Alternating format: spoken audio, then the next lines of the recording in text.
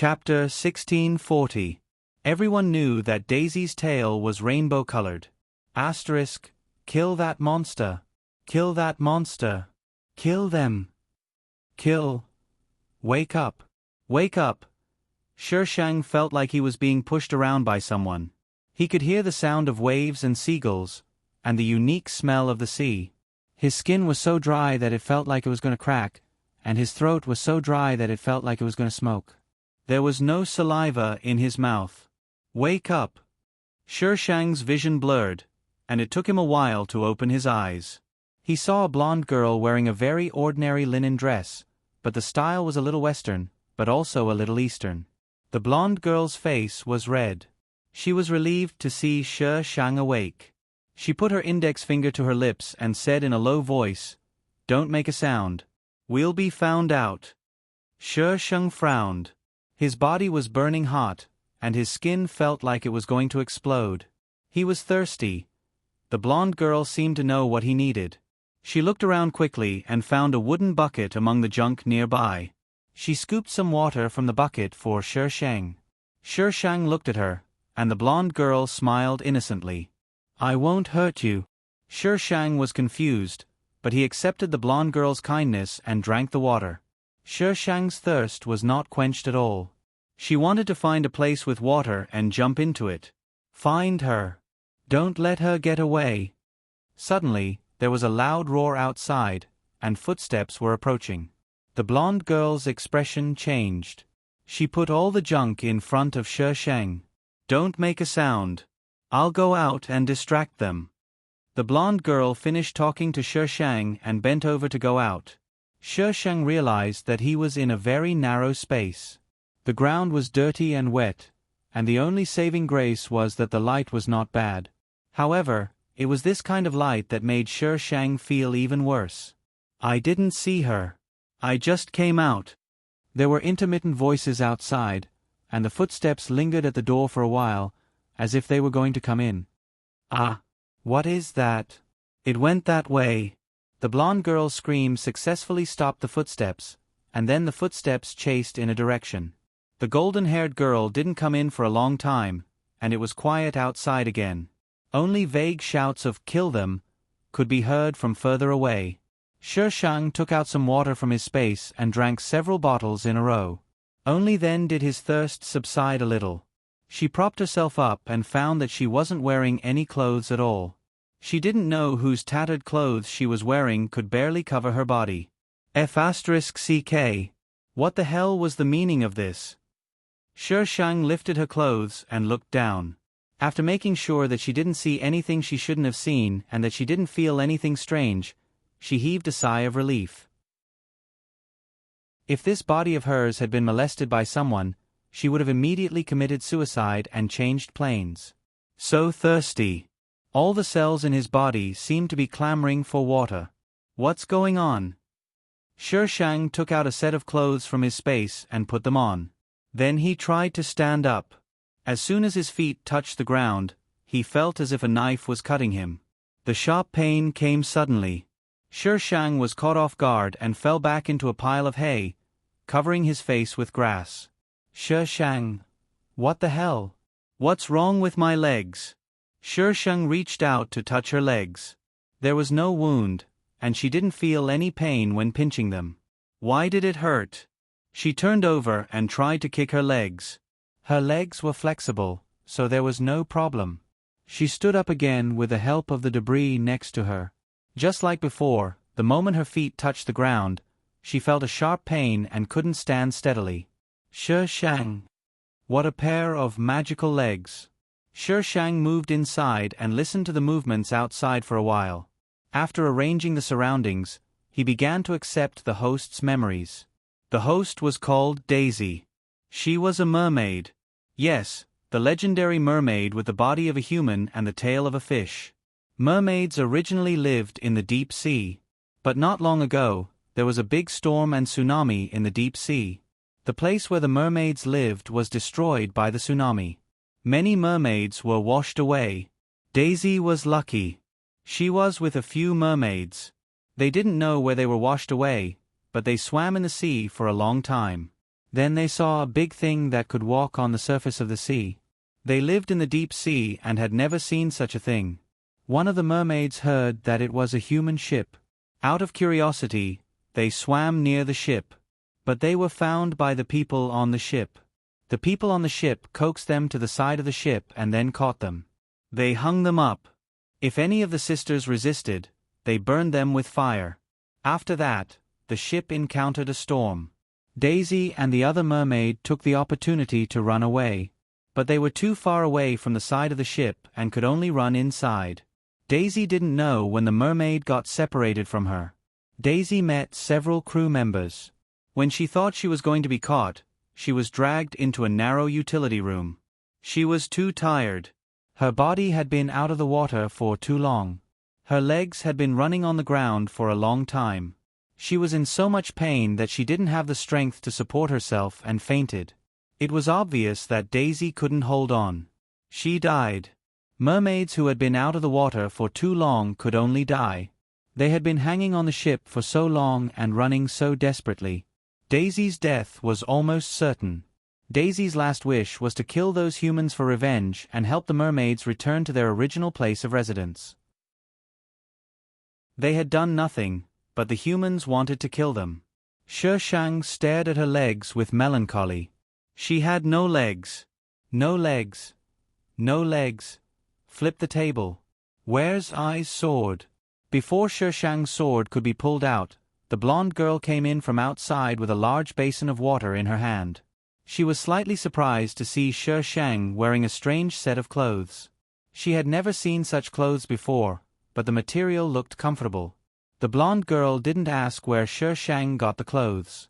Obviously, she knew what Shang was and naturally understood that it was a special skill of mermaids. Well, I know you need water, but this is all I can get for you now. I'll let you go when I find a chance.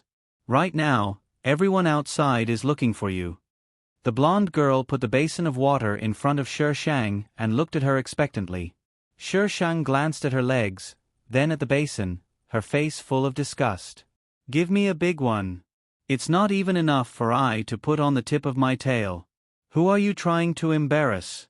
But her legs uncontrollably stretched toward the basin. As soon as her feet touched the water, they immediately transformed into a fishtail and slapped the basin with a bang. The fishtail pressed the entire basin under it, only revealing the broken part of the basin. Shang, the blonde girl, Shang looked down at her fishtail. It was a beautiful azure color, and the scales were neat and orderly. Each scale seemed to be the same size and reflected a magnificent color in the light. The lower she went, the more intense the color. But at the tip of her tail, it was colorful. Colorful. Red, orange, red, green, cyan, blue, and purple. Which big shot is going to tell this baby why mermaids have colorful tails? Asterisk, don't try to fit into any background. Hashtag asking for passion-flavored tickets today. Hashtag you want mermaids. But this world is a little crazy. Hashtag. Chapter 1641. The golden-haired girl was also curious about Shang's tail. She looked down at Shang and asked, "Why is your tail different from theirs?" The other mermaids' tails were all the same color. Whatever color was on the top, the bottom would be the same color. But hers was 7-colored. To be honest, it didn't look good with the top color. Instead, it was a little weird. "I dyed it," Shang said calmly. "It was really the original owner who dyed it. There was a kind of flower that grew in the depths of the sea. That kind of flower had many colors, and it could be dyed with flower juice. Even in the sea, the color wouldn't fade. Mermaids like to dye their hair and nails with this kind of flower juice. Some mermaids would also use it to dye their tails in other colors. Anyway, the flower's function was to change color. But at the same time, if you wanted to wash it off, you had to use the leaves of that kind of flower. The original owner wanted to try which color looked good, so she dyed everything. She was ready to choose a color and then wash it off. But before she could wash it off, the tsunami came. Died. The golden-haired girl was obviously surprised. The mermaid's aesthetic was so strange. "Can I touch it?" Shi Shang swung her tail to the side with a look of no. This was her leg, and it was the kind that was naked. How could she let others touch it? Sure, I won't touch it. Keep your voice down. The golden-haired girl was frightened by Shi Shang's movements. She lay on the side and looked out through the gap. When she saw that no one was coming, she was relieved. She lifted her skirt and got up. I have to do something. I'll bring you water later. I'll try to bring you as much as possible. Shi Shang watched the golden-haired girl leave. She swung her tail twice. The golden-haired girl poked her head in from outside, her face full of anxiety. Don't be so loud. You'll be discovered. Shi Shang stopped wagging her tail and pretended to be cold and arrogant to show that she understood. There seemed to be someone coming from outside. The golden-haired girl told her to put away the debris and then hurried away. Shi Shang reached out and touched her tail. It was not like ordinary fish scales. It was smooth and not sticky. It was quite comfortable to touch. She wanted to touch it more. This life was worth it. Whether it was flying in the sky, running on the ground, or swimming in the sea, there was nothing that this baby hadn't done before. The weather was dry, and the water in the basin quickly evaporated. Shi Shang felt that her skin was about to split open again. She rummaged in her space for a long time and finally found a big container that could hold water. This thing seemed to be used to melt metals. She didn't care anymore.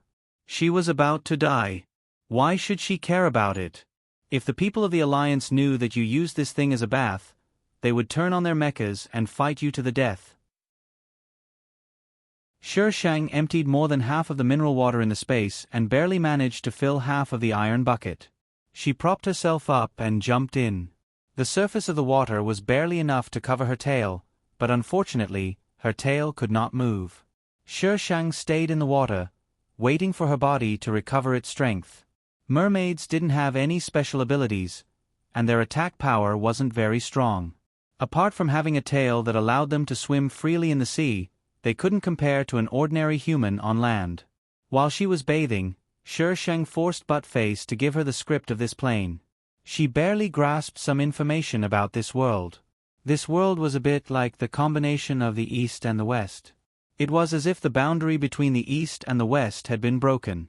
It was very strange.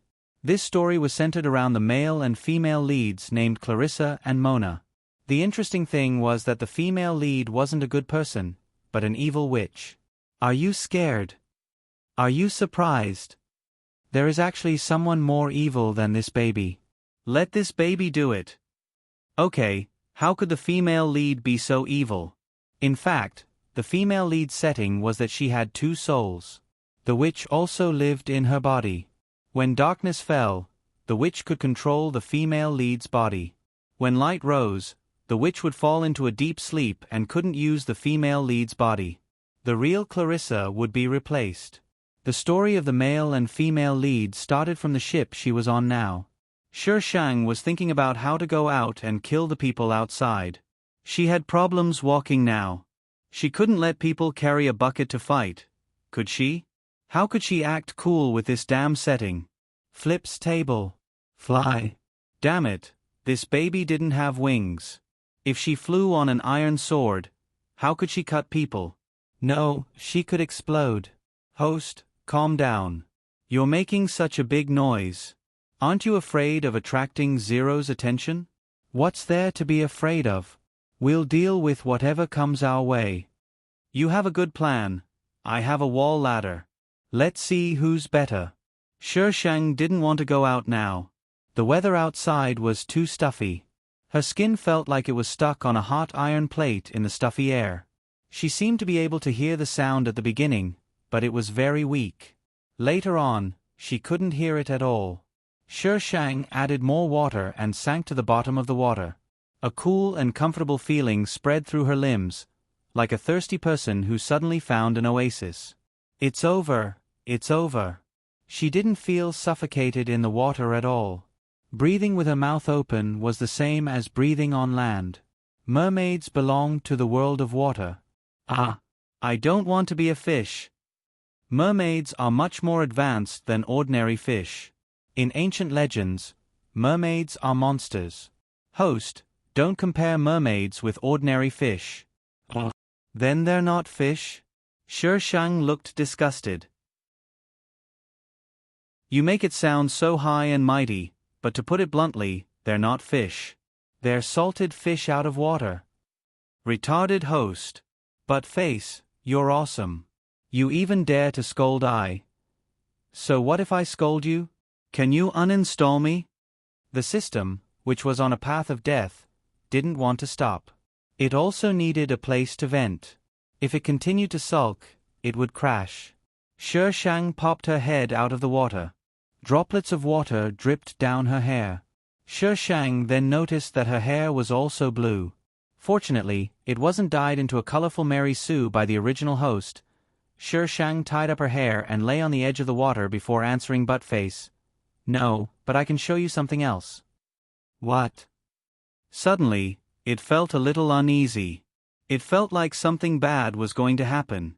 The system watched as Shang took out the new tablet and randomly tapped on it. In the next second, the system heard a series of groaning sounds. The place it saw was also an indescribable scene, the kind that had no blind spots at all. Master, the host is so crazy to put me on L18. I'm still a child. This kind of behavior will be punished in the galaxy. The golden-haired girl came back in the evening.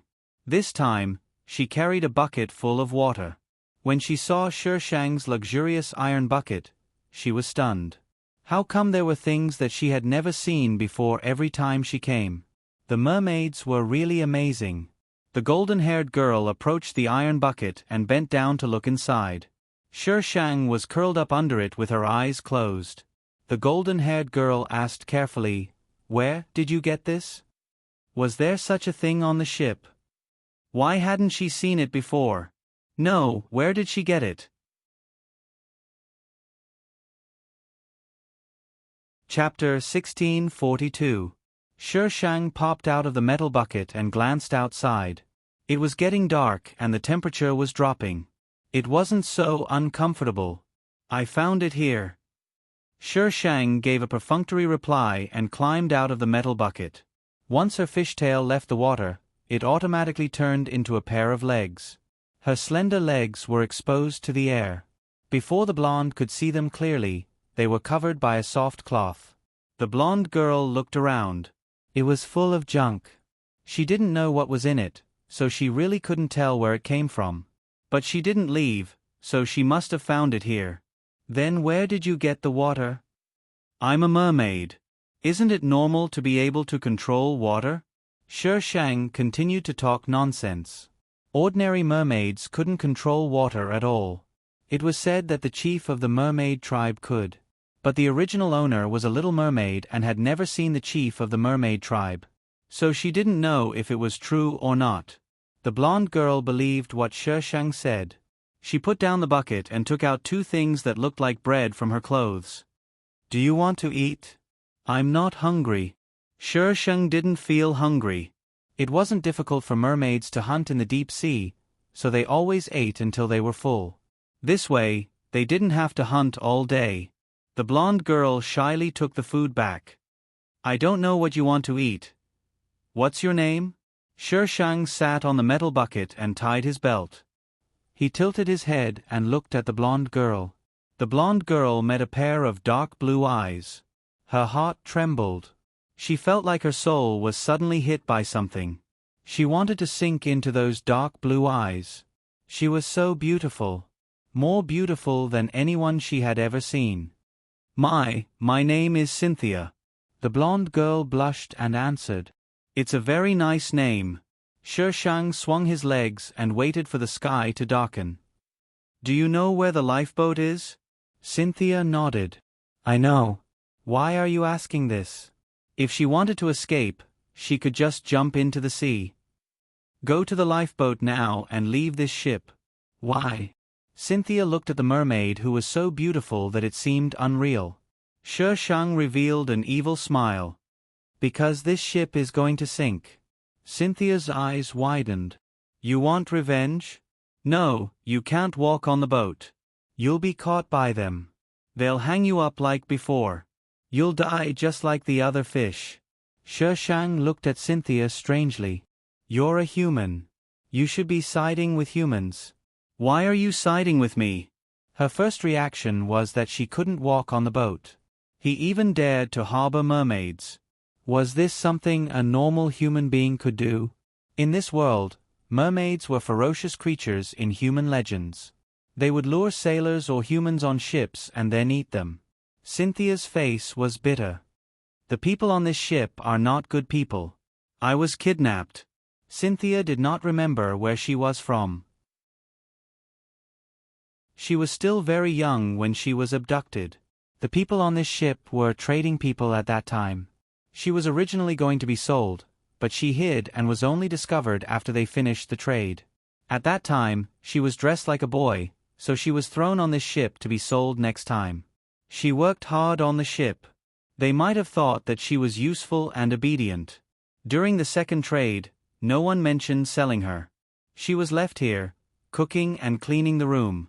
Later, when they found out that she was a girl, they felt that she had been on the ship for so long that she would have some feelings for a dog. She had been on the ship for almost 7 or 8 years now. She spent almost 300 days a year at sea. Even if they reached the shore, she couldn't go down. You're only a teenager? Shi Shang was surprised. Don't I look like one? She had endless work to do and people to serve. She didn't look like a girl anymore. You don't look like one. Shi Shang nodded honestly. Although Cynthia knew this fact, she still felt a little sad. Too tall. Cynthia was almost the same height as the original owner. The original owner was the height of an adult, but Cynthia was still a girl. If she continued to grow like this, wouldn't she grow into a giant? There were mermaids. Maybe there were giants too? Cynthia thought that Shi Shang was talking about her face, but she didn't expect him to be talking about her height. Her rough face showed a hint of shyness. I grew faster in the past 2 years. I'm this tall. Shi Shang nodded. Some people only grew in those 2 years. After that, they stopped growing. Cynthia glanced at Shi Shang and answered the original question. I was saved by mermaids once. There was a big storm on the sea. If it wasn't for a mermaid, I would have died. I know you're innocent, but they were so cruel to you. I didn't dare to go on the deck, but I happened to see you when you were escaping. I can't save other mermaids, but I can help you. I will definitely help you. Shi Shang raised his eyebrows. This little girl had such a strange encounter. It's dark. Shi Shang looked outside through the gap. It was completely dark. Go to the lifeboat. I'll give you half an hour. I's going to blow up the boat. So excited. It's over. Sure enough, when the host knows that this is a virtual world, he will act recklessly. Although the real world can also act recklessly, there are still some scruples. Master, your method is completely useless. Is the host someone you can fool? I didn't believe you from the beginning. My retarded master killed the system. Cynthia looked at Shi Shang and didn't know what to do. She had an aura that made people unable to refute her. She had never seen this kind of aura from the captain. Cynthia hesitated for a moment, then quickly ran out. Shi Shang took out the iron sword and sat on it. He put the big iron sword back into the space. After waiting for about half an hour in the storage room, Shi Shang rushed out and went straight to the top of the boat. Before the people below could see clearly what was flying up, an explosion sounded from the side of the boat. The whole boat tilted from the explosion and flames shot up into the sky. Ah! Enemy! Many people rushed out of the cabin and pointed their guns at the empty sea. The sea was calm and there wasn't even a ghost in sight. How could there be an enemy? Everyone looked at the burning fire in confusion. Shi Shang sat on the top and looked at the deck. Several mermaids were hanging there, their long tails dangling on the ground. At this time, the boat was shaking and it looked particularly miserable. After the mermaids died, their tails would turn back to fish tails even if they were on land. Shi Shang clicked his tongue and continued to throw energy balls down. Bang, bang, bang. A series of explosions tore through the night and spread across the sea. The ship sank in the blink of an eye. There weren't even many floating wreckage. However, there were many people on the surface of the sea screaming for help.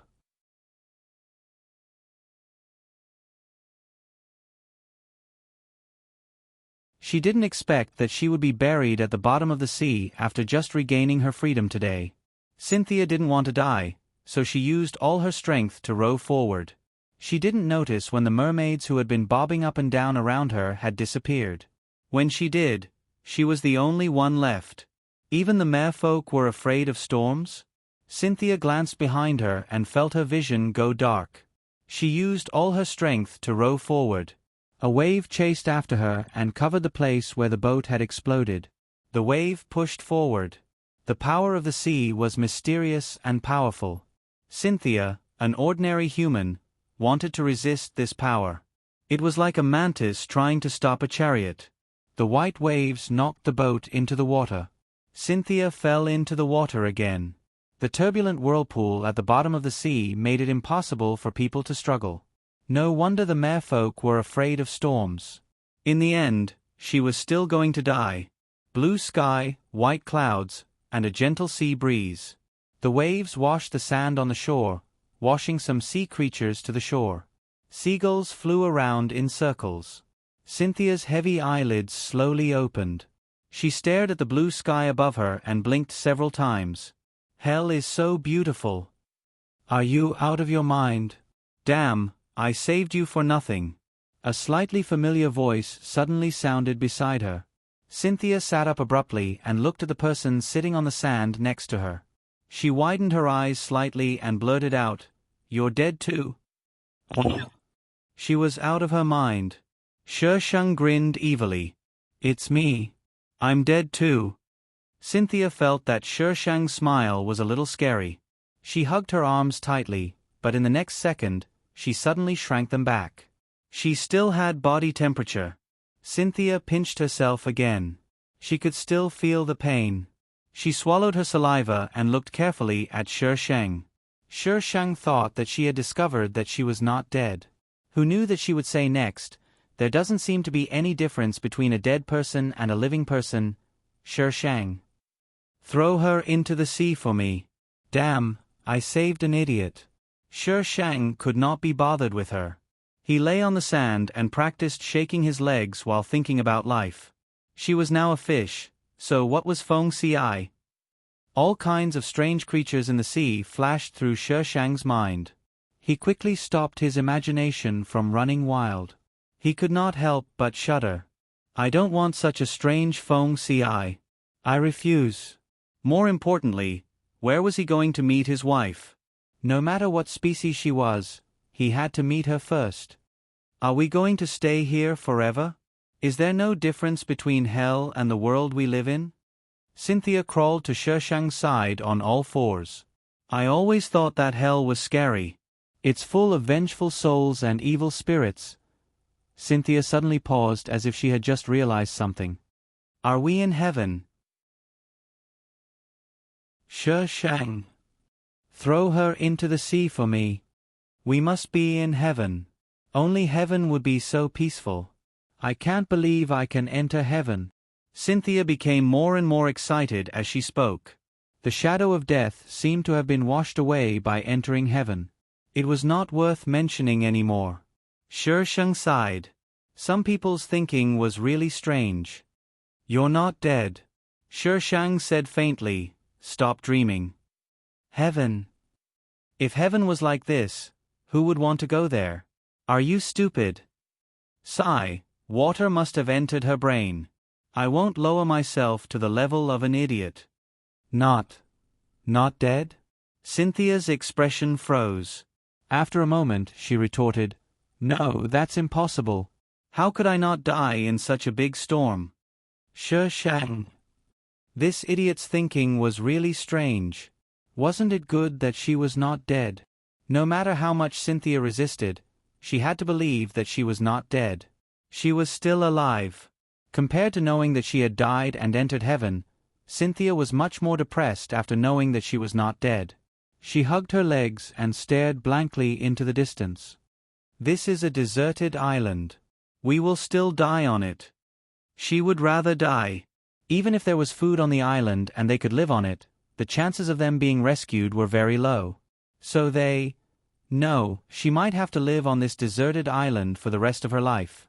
Cynthia felt scared just thinking about it.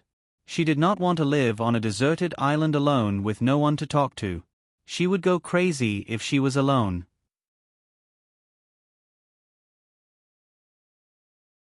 Chapter 1644. If it's you, I won't die. She was a mermaid. Although this wasn't something to be happy about, the sea was her territory. How could she die in the sea? Yeah. Cynthia continued to be depressed. She was the only one who would die. Cynthia was depressed for a long time and finally accepted the fact that she might have to live on a deserted island.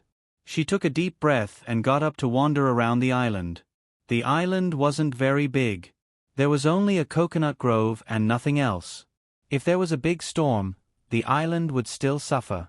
The most important thing was that she didn't see anything edible on the island. She might starve to death before there was a big storm. Cynthia returned to the beach. Shang was still lying there and seemed to be in a good mood, humming a strange tune. She sat back down beside Shang.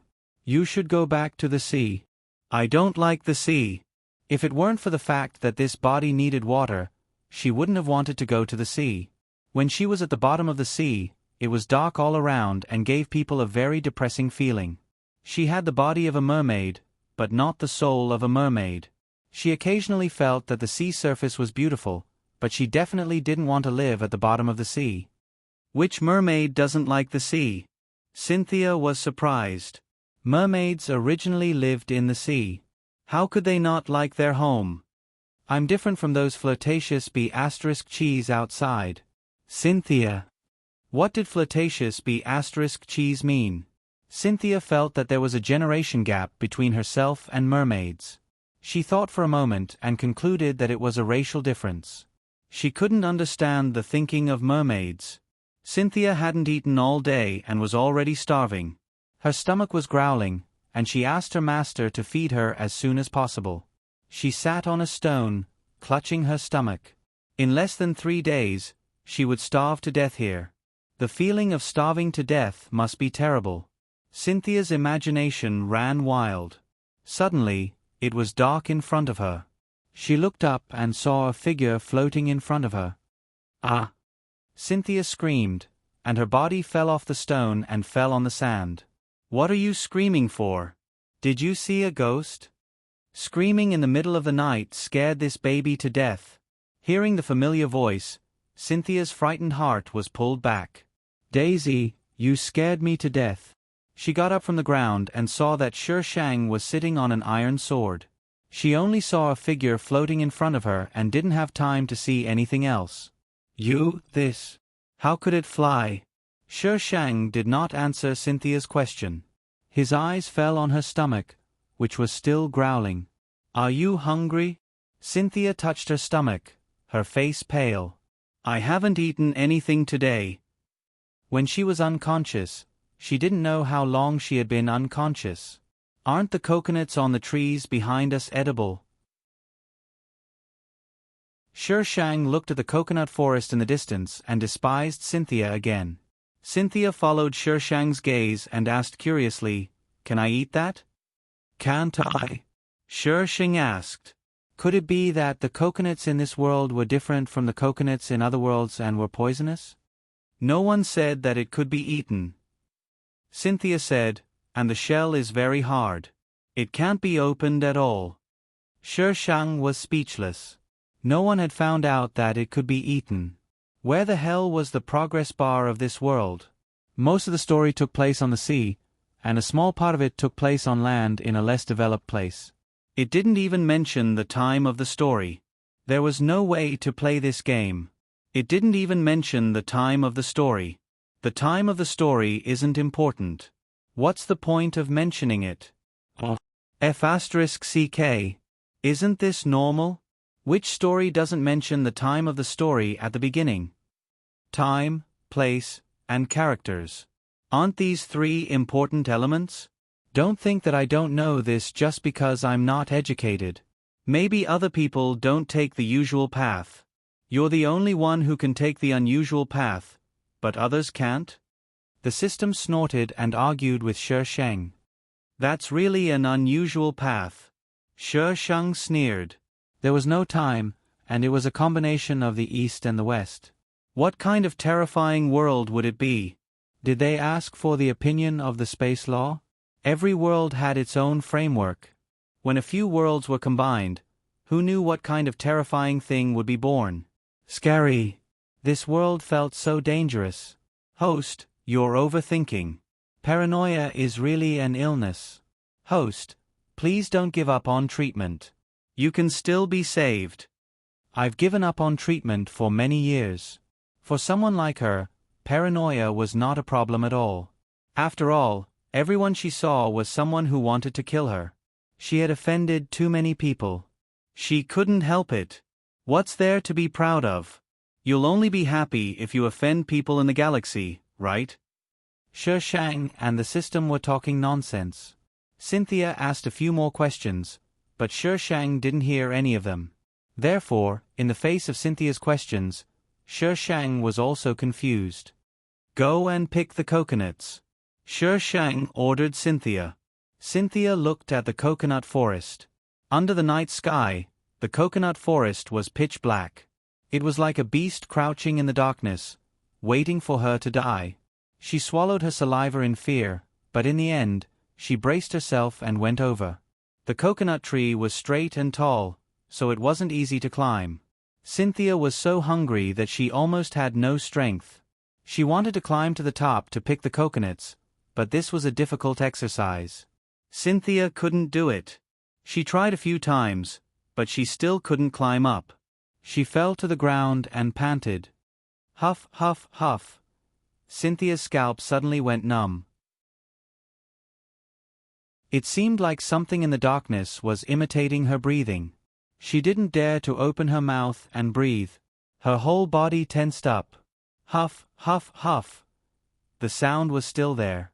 It was getting closer and clearer, as if it was coming from all directions.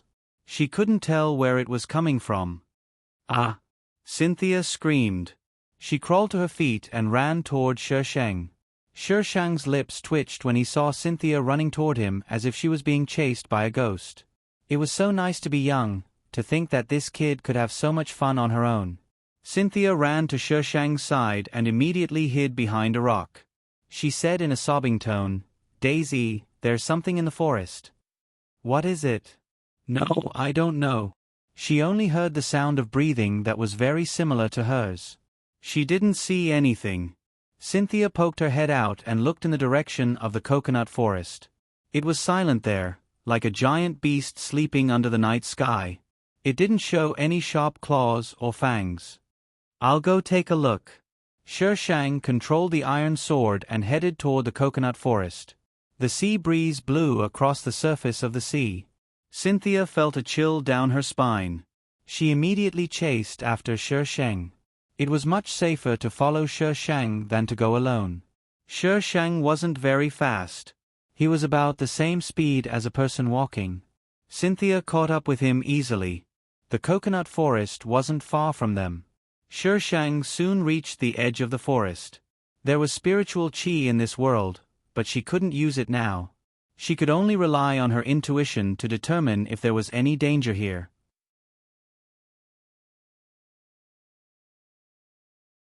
Chapter 1645.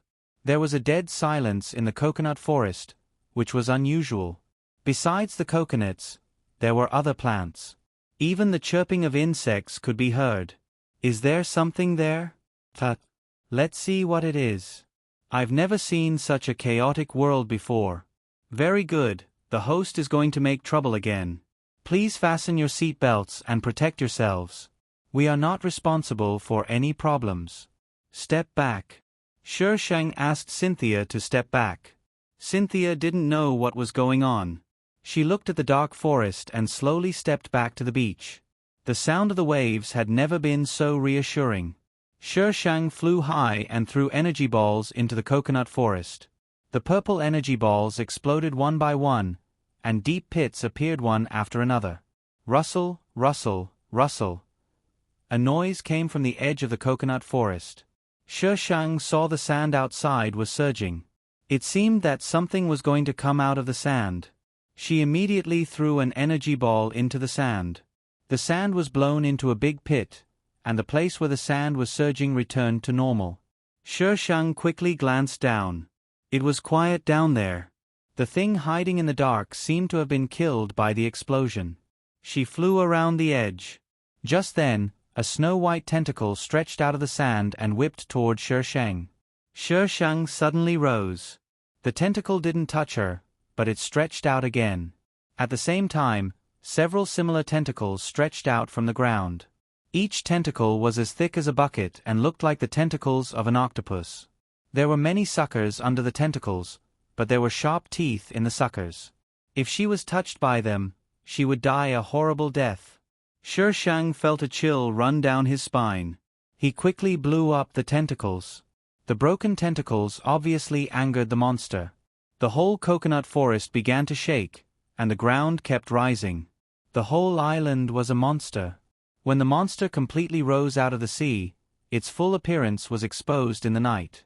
It was a combination of a sea turtle and an octopus. Its back was a sea turtle shell, but its bottom was an octopus tentacle, which was many times larger. There was no head, or maybe every tentacle was a head and eyes. Anyway, it was very disgusting. But face, I'm not trying to scare you, but if this isn't a monster, then what is it? How could such a combination appear in the normal world? Didn't you guess blindly too? What's there to be proud of? You won't be able to guess. But face, you really need to recharge your IQ. Ask Caesar to use some good materials for you. You can't save money like this. Humph, when Master upgrades my IQ, I will definitely be able to guess.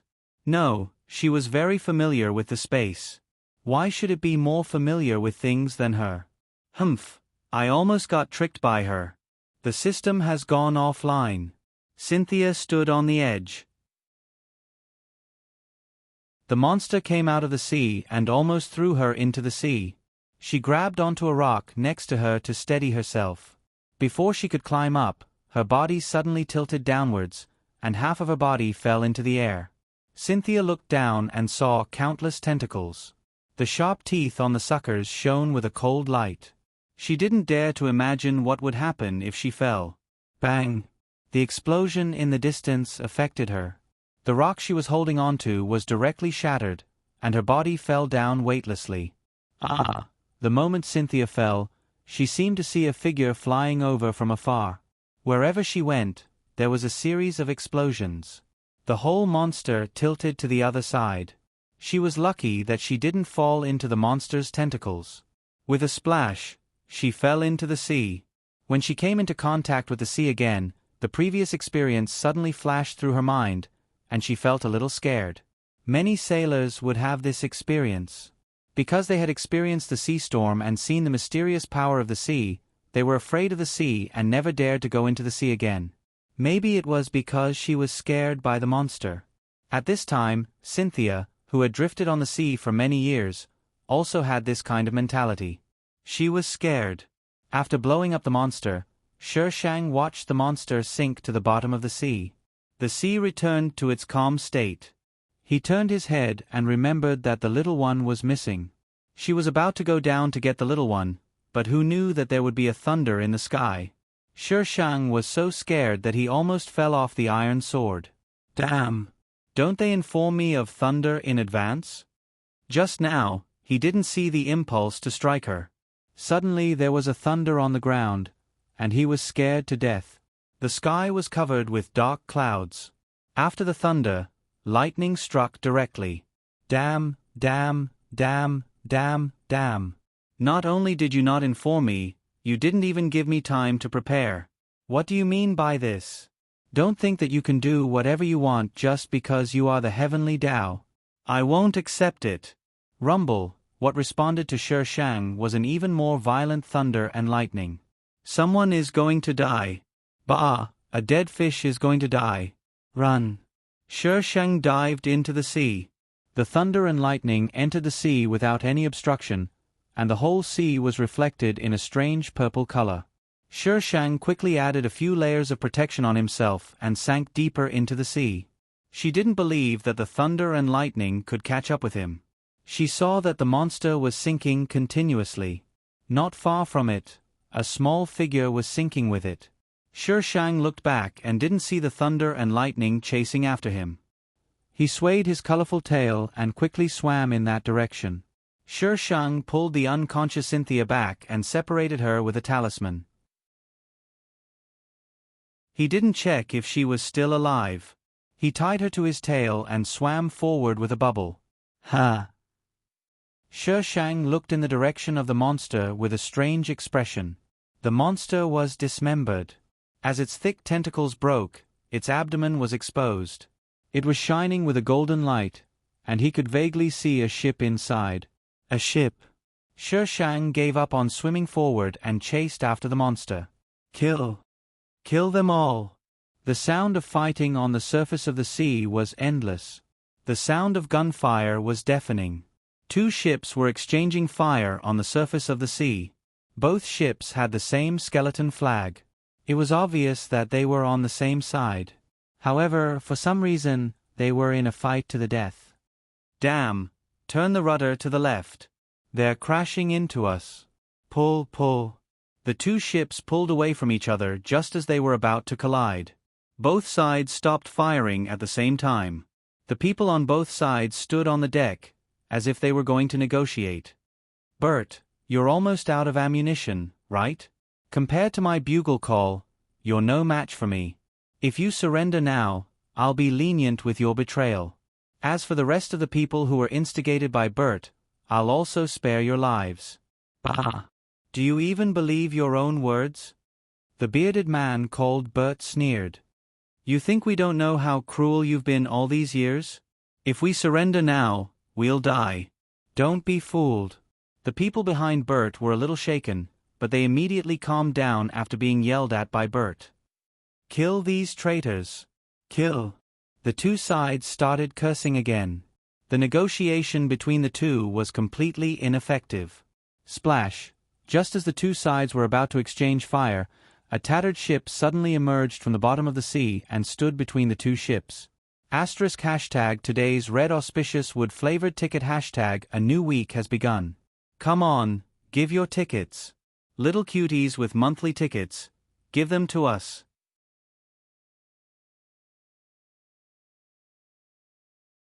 Chapter 1646. The sea was dead silent. They had seen sunken ships before, but they had never seen a ship emerge from the bottom of the sea.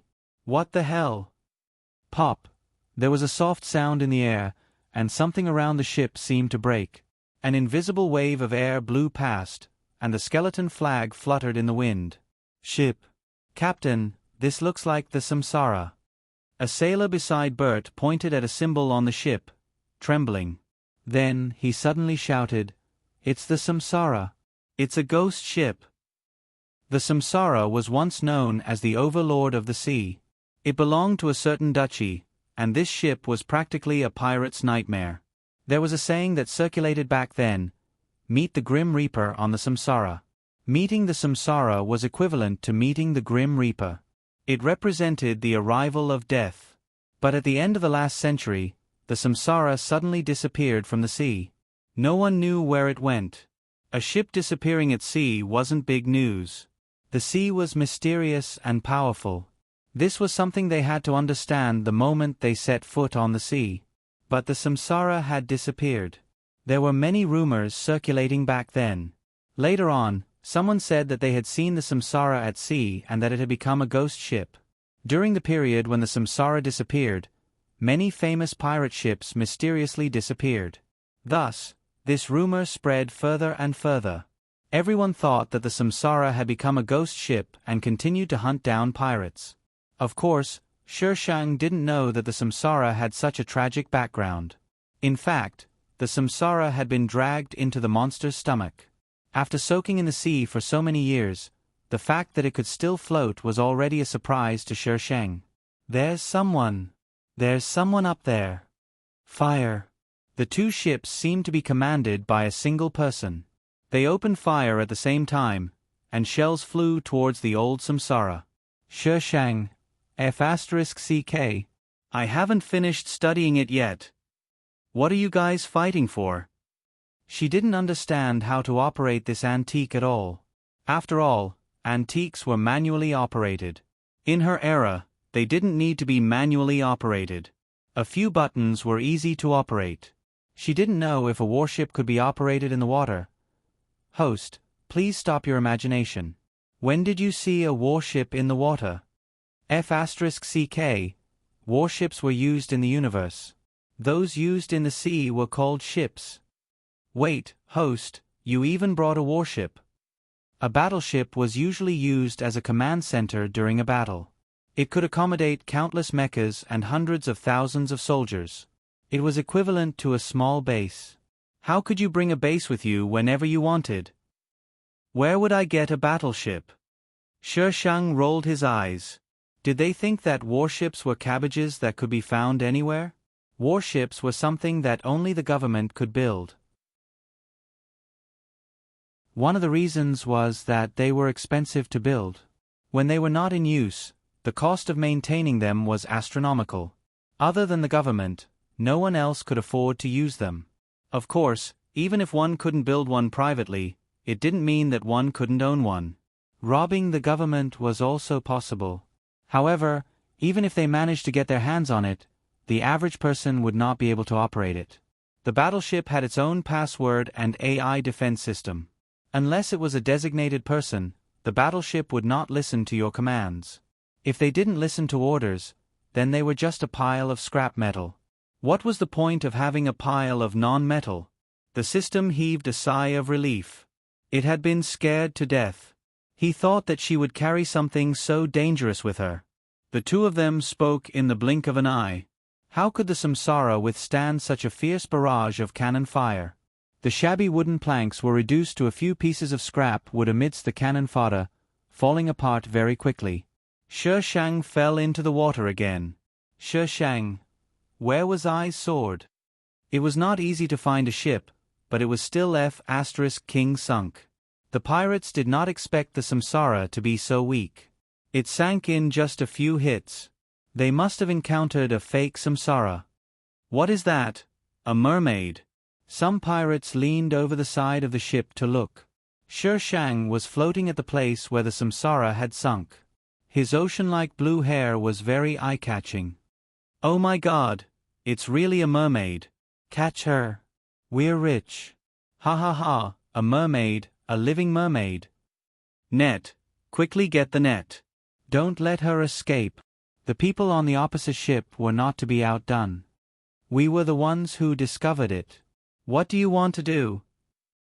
Everyone who saw it has a share. It belongs to whoever catches it. The two ships quarreled again, but no one was slow. They quickly rushed towards Shishang's location. Shishang dived into the water and dragged the bubble containing Cynthia far away. She's gone. Quickly find her. No, she's not here. She's not here either. Did she run away? The sea was calm and nothing could be seen. The mermaid they saw just now was like a flash in the pan. It was an illusion. Just as the pirates were puzzled, the pirate ship on the left suddenly shook and sank quickly. It was so fast that the pirates were speechless. They did not have time to jump off the ship and were already in the water. The other pirate ship watched helplessly as their pirate ship sank. Everyone was dumbfounded. The pirates who swam out of the sunken ship swam towards the other ship. They climbed up with their hands and feet, but before they could get in, they were beaten down by the pirates on top. Just as the two sides were engaged in a game of you come up, I'll beat you down, you come up again, I'll fight again, Shishang sat on her sword and charged out of the water. Seawater splashed all over the pirate's face. Her fishtail reverted back to her fair legs the moment she emerged from the water. Her skirt fluttered and fell, covering her legs, only revealing her delicate ankles and fair feet. Stupid mortals, do you think you can catch me? Zhong Ershang looked down at the pirates below him. He was like a peerless expert who was looking down on the crowd. He finally had a chance to say this stupid line. The scene fell into a dead silence. Everyone seemed to be frozen. Mermaids can fly. After a long time, a silly and sweet pirate pointed at the person in the sky and broke the strange atmosphere with a look of disbelief. The person next to him slapped him. Are you stupid? Mermaids don't have wings. How can they fly? Then how did she get up? The silly and sweet pirate was puzzled. The pirate slapped him again. Are you blind? Can't you see that she's sitting on that strange thing? It must be that thing that made her fly. What is that? The silly and sweet pirate continued to ask. He continued to slap. How would I know? If you don't know, how do you know that mermaids rely on it to fly? The silly and sweet pirate had a rhythm of wanting to kill the other party. The flying mermaid Shang looked expressionlessly at the pirates below who were about to quarrel. Was there a problem with the intelligence of this group of people? Who was the one who wanted to catch her just now? However, just as Shang was puzzled, their ship suddenly moved. The people who were quarreling quickly returned to their positions and drove the ship away in a flash. The people who were still in the sea cursed loudly, but they could only be shaken off and watch the ship drive away. Shang, damn. You guys are really good. Foolishly shouting to attract attention, the people behind ran to drive the ship. You guys are very good at running away. Captain, she's following us. The pirates pointed at Shang, who was following them not far away. Faster, shake her off.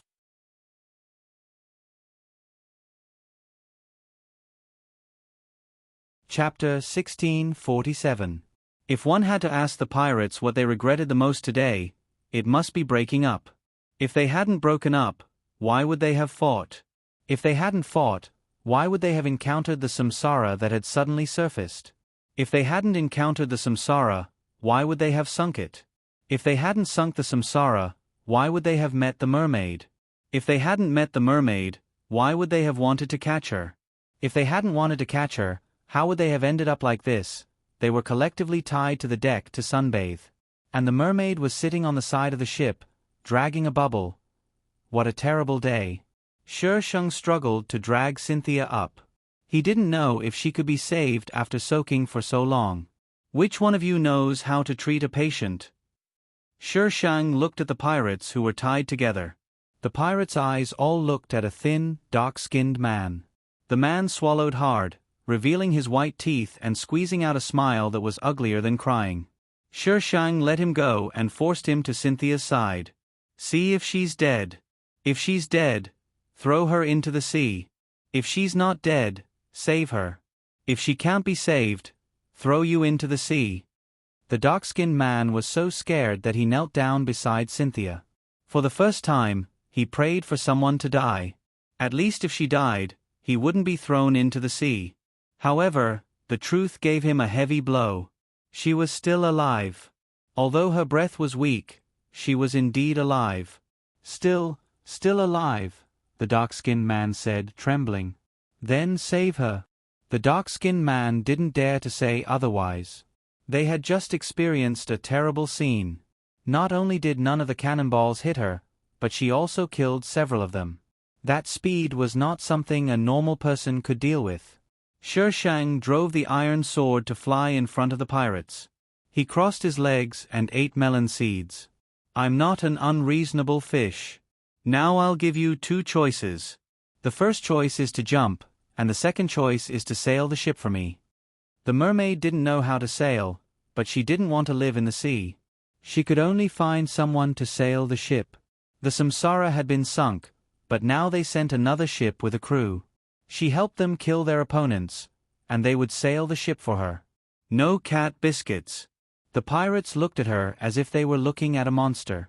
They probably didn't understand why a mermaid wanted a ship. Didn't mermaids live in the sea?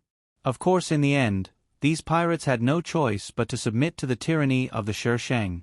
After all, jumping off a ship in the middle of the sea would only result in death if they were not extremely lucky. Shang was not afraid that they would cause trouble, so he let them go just like that. Captain, The captain was a slightly plump man with sideburns.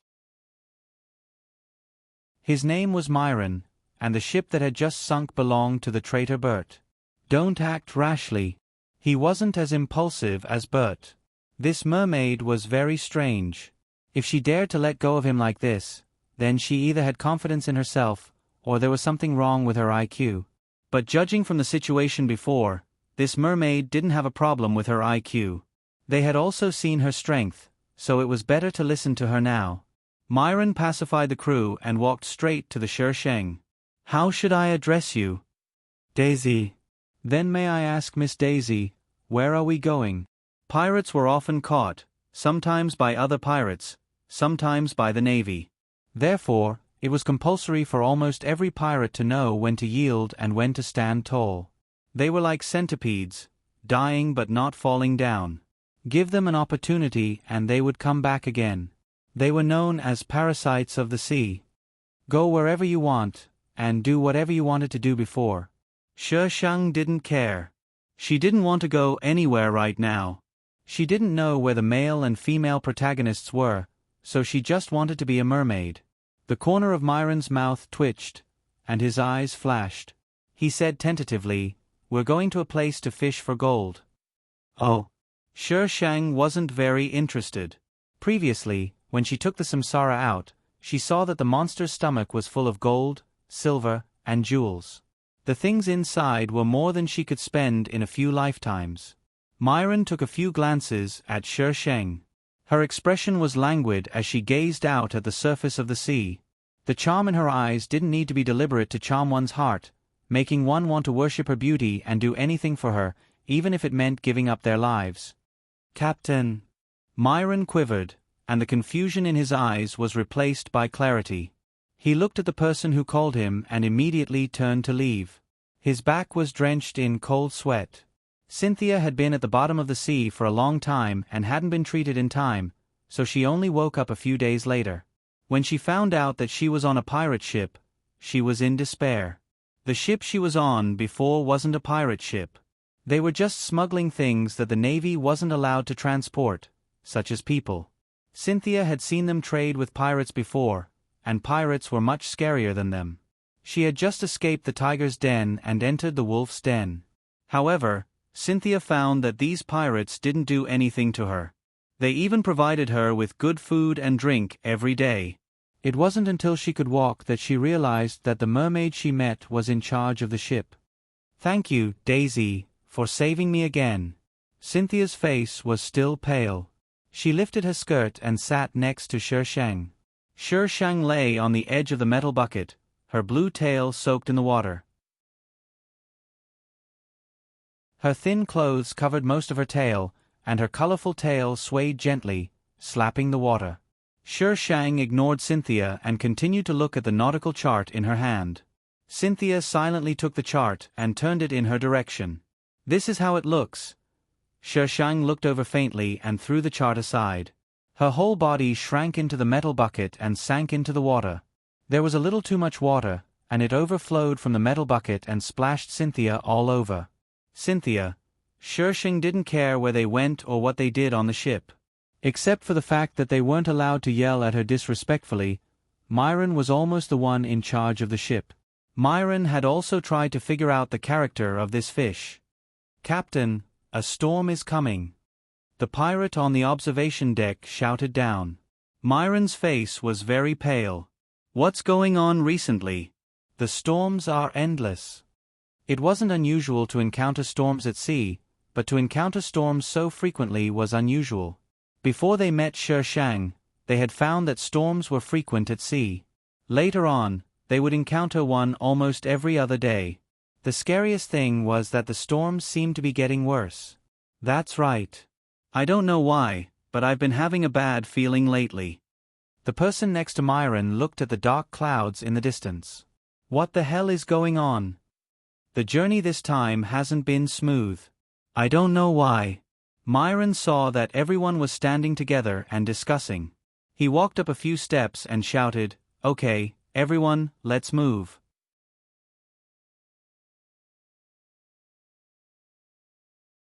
Chapter 1648. The ship was like a leaf in the storm, swaying on the surface of the sea, ready to be sucked into the storm at any time. Most people had to be prepared to die when encountering a storm, because a single person's retreat could cause the entire ship to be wiped out. Ah! Hold it! Myron commanded the people who were about to lose their balance due to the storm, his expression solemn. He didn't dare to relax in the slightest. Captain. The people on the ship all looked in one direction, and Myron had no choice but to follow suit. He saw a wall of water coming from the left side of the hull, less than 100 meters away from their ship. The wall of water moved extremely fast. Even at a speed of 100 meters, it was only a blink of an eye. The wall of water pressed down from above like a water dragon, hitting the entire ship. We're going to die. This was the thought in everyone's mind. But when the wave passed, they found themselves still standing on the deck. Their ship had safely passed through such a huge wave? How was this possible? Myron was the first to look at the person sitting on top of the deck doing something. He swallowed his saliva, and a trace of horror appeared in his eyes. He didn't think he was lucky to be able to pass through such a high wave safely. It must have something to do with this mermaid. She could even withstand the storm. What was the origin of this mermaid? What are you doing? Myron turned back and scolded the people on the ground. Hold it tight. When the storm passed, Myron first counted the casualties. A few people were injured, but these injuries didn't affect them. Pirates were all thick-skinned and would be fine after some rest. However, they lost 2 people. The loss of crew members made Myron a little worried. Recently, the storms had been frequent, and they had lost a lot of people before. It couldn't go on like this. Myron found Shi Sheng. Miss Daisy, we lost a lot of crew members. We need to find a place to dock. Also, the sea has been a little strange recently. It's best to find a place to find out what's going on. Shi Sheng tilted his head and looked at him. Myron hurriedly said, There's a private port nearby. We can stop there to recruit some people and ask for information. You pirates recruit people casually? Weren't they only allowed on the pirate ship if they trusted people? They actually said they were going to recruit people? Sometimes we lose a lot of people when we go out to sea. How can we go out to sea without recruiting people? Myron said, In fact, besides a few core members, there's a lot of turnover on a pirate ship. Shi Sheng thought for a while and said, Let's go ashore then. After Shi Sheng gave the order, Myron quickly changed its course. As they approached the port, Shi Sheng saw many pirate ships with different flags. At first glance, he thought they had arrived at a cult gathering place. The harbor was very lively, and all kinds of shouts resounded throughout the entire harbor. Miss Daisy, are you going to disembark? Myron was now using honorifics when speaking to Shi Sheng, which was enough to prove that he was now really afraid of this mermaid. Shi Sheng leaned against the side of the boat and refused expressionlessly. No. Then I'll bring some people down to recruit people, and at the same time, gather some information. Myron brought a few people off the ship, but as soon as they entered the port, they were stopped by a few people. They were obviously pirates, and the kind that didn't get along with Myron. Isn't this Captain Myron? You're still running on the sea in such a big storm. You really value money more than your life. Don't lose your life. Ha ha ha, why don't I see Bo Tay? Is that guy dead? At the mention of Bo Tay, Myron's expression changed. Just thinking about that traitor made him feel disgusted. Looks like something unpleasant happened. I told you that guy was sneaky and up to no good, but you didn't believe me. Ha ha ha, now you've learned your lesson, haven't you? It's not that I want to criticize you, but Myron, you're getting old, and your judgment of people is getting worse. Myron didn't want to cause trouble. He just wanted to quickly recruit people and gather information about the storm, but the other party didn't intend to let him go. If he backed down, they would think he was afraid of them. So, a brawl soon broke out at the harbor. This kind of thing was as common as eating a meal at the harbor, and everyone gathered around to watch. Myron grabbed the other party's collar and threw him to the ground, his eyes fierce. I, Myron, am not old yet. The other party was beaten to the point where he couldn't fight back. He could only watch as Myron led his people into the harbor. When Myron's people were out of sight, the other people's eyes fell on Myron's ship. A few of them looked at each other and quickly sneaked toward the ship. Myron stayed at the harbor for a long time before returning. When he left, there were only a few people, but when he returned, there were more than a dozen people. As soon as they boarded the ship, they smelled a strong scent of blood. There were a few people lying on the deck, and the smell of blood was coming from those lying on the deck. The ship's crew stood in a row, and the person at the front was Shi Shang. She was still sitting on the strange iron sword, her legs crossed and eating melon seeds. The shells of the melon seeds were scattered all over the floor. Myron stared at the people on the floor. They were the people he had just beaten up. He had been a pirate for most of his life. Even if he didn't see what happened, he could guess what happened. These people must have snuck onto the ship and were discovered by Daisy, which angered her. Damn these bastards. Hide the bodies. Myron made a prompt decision. Although he still had some reputation, Bo T's betrayal had greatly reduced his strength. If these people were found dead on his ship, he would lose without a doubt. Logically speaking, he should leave the harbor immediately, but the situation at sea was very strange. He didn't dare to leave rashly. "Miss Daisy, I've heard some news." Myron told Shi Shang what he had heard at the harbor. The storm at sea started about half a year ago, and it originated from the north in the deep sea. At first, the storm was only active near the deep sea, but it gradually moved outward until now, the sea was full of storms. Shi Shang propped up her chin and tapped her cheek with her fingertips. Half a year ago, it was a little earlier than the mermaid tribe. The cause of the storm? I don't know the details, but there's a rumor. Myron looked around and saw that the crew was far away from them. He said, "I wonder if Daisy has heard of the legend of the god of the sea?" God of the sea? She only knew of the famous god of the sea, Poseidon. She didn't know if the god of the sea in this world was him. There's a legend among us pirates. Whoever finds the divine artifact left by the god of the sea will be able to control the sea and become the overlord of the sea. This legend has been passed down for a long time, but no one has ever found any information about the god of the sea. No one knows if the so-called divine artifact really exists. But a year ago, a ship stopped at this harbor. One of the men was drunk and said that they had found clues about the god of the sea and were preparing to go get the divine artifact. At first, everyone thought he was talking nonsense, but his men quickly appeared and took him away in a hurry. The ship also left that night. Some people suspected that they really had clues, so they chased after them. 3 months ago, among those who chased after them, there was a survivor who came back. His mind wasn't very clear, so everyone figured out the truth from his nonsense. The divine artifact really does exist, and they did find it, but the artifact went out of control, so the storm on the sea is unceasing. Everyone wants to get the divine artifact, and many people who wanted to find it died in the storm before they could find it.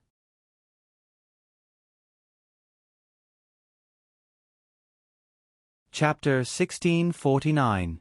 Myron's expression was heavy. If this rumor is true, no one will dare to go out to sea if the artifact doesn't stop. Artifact.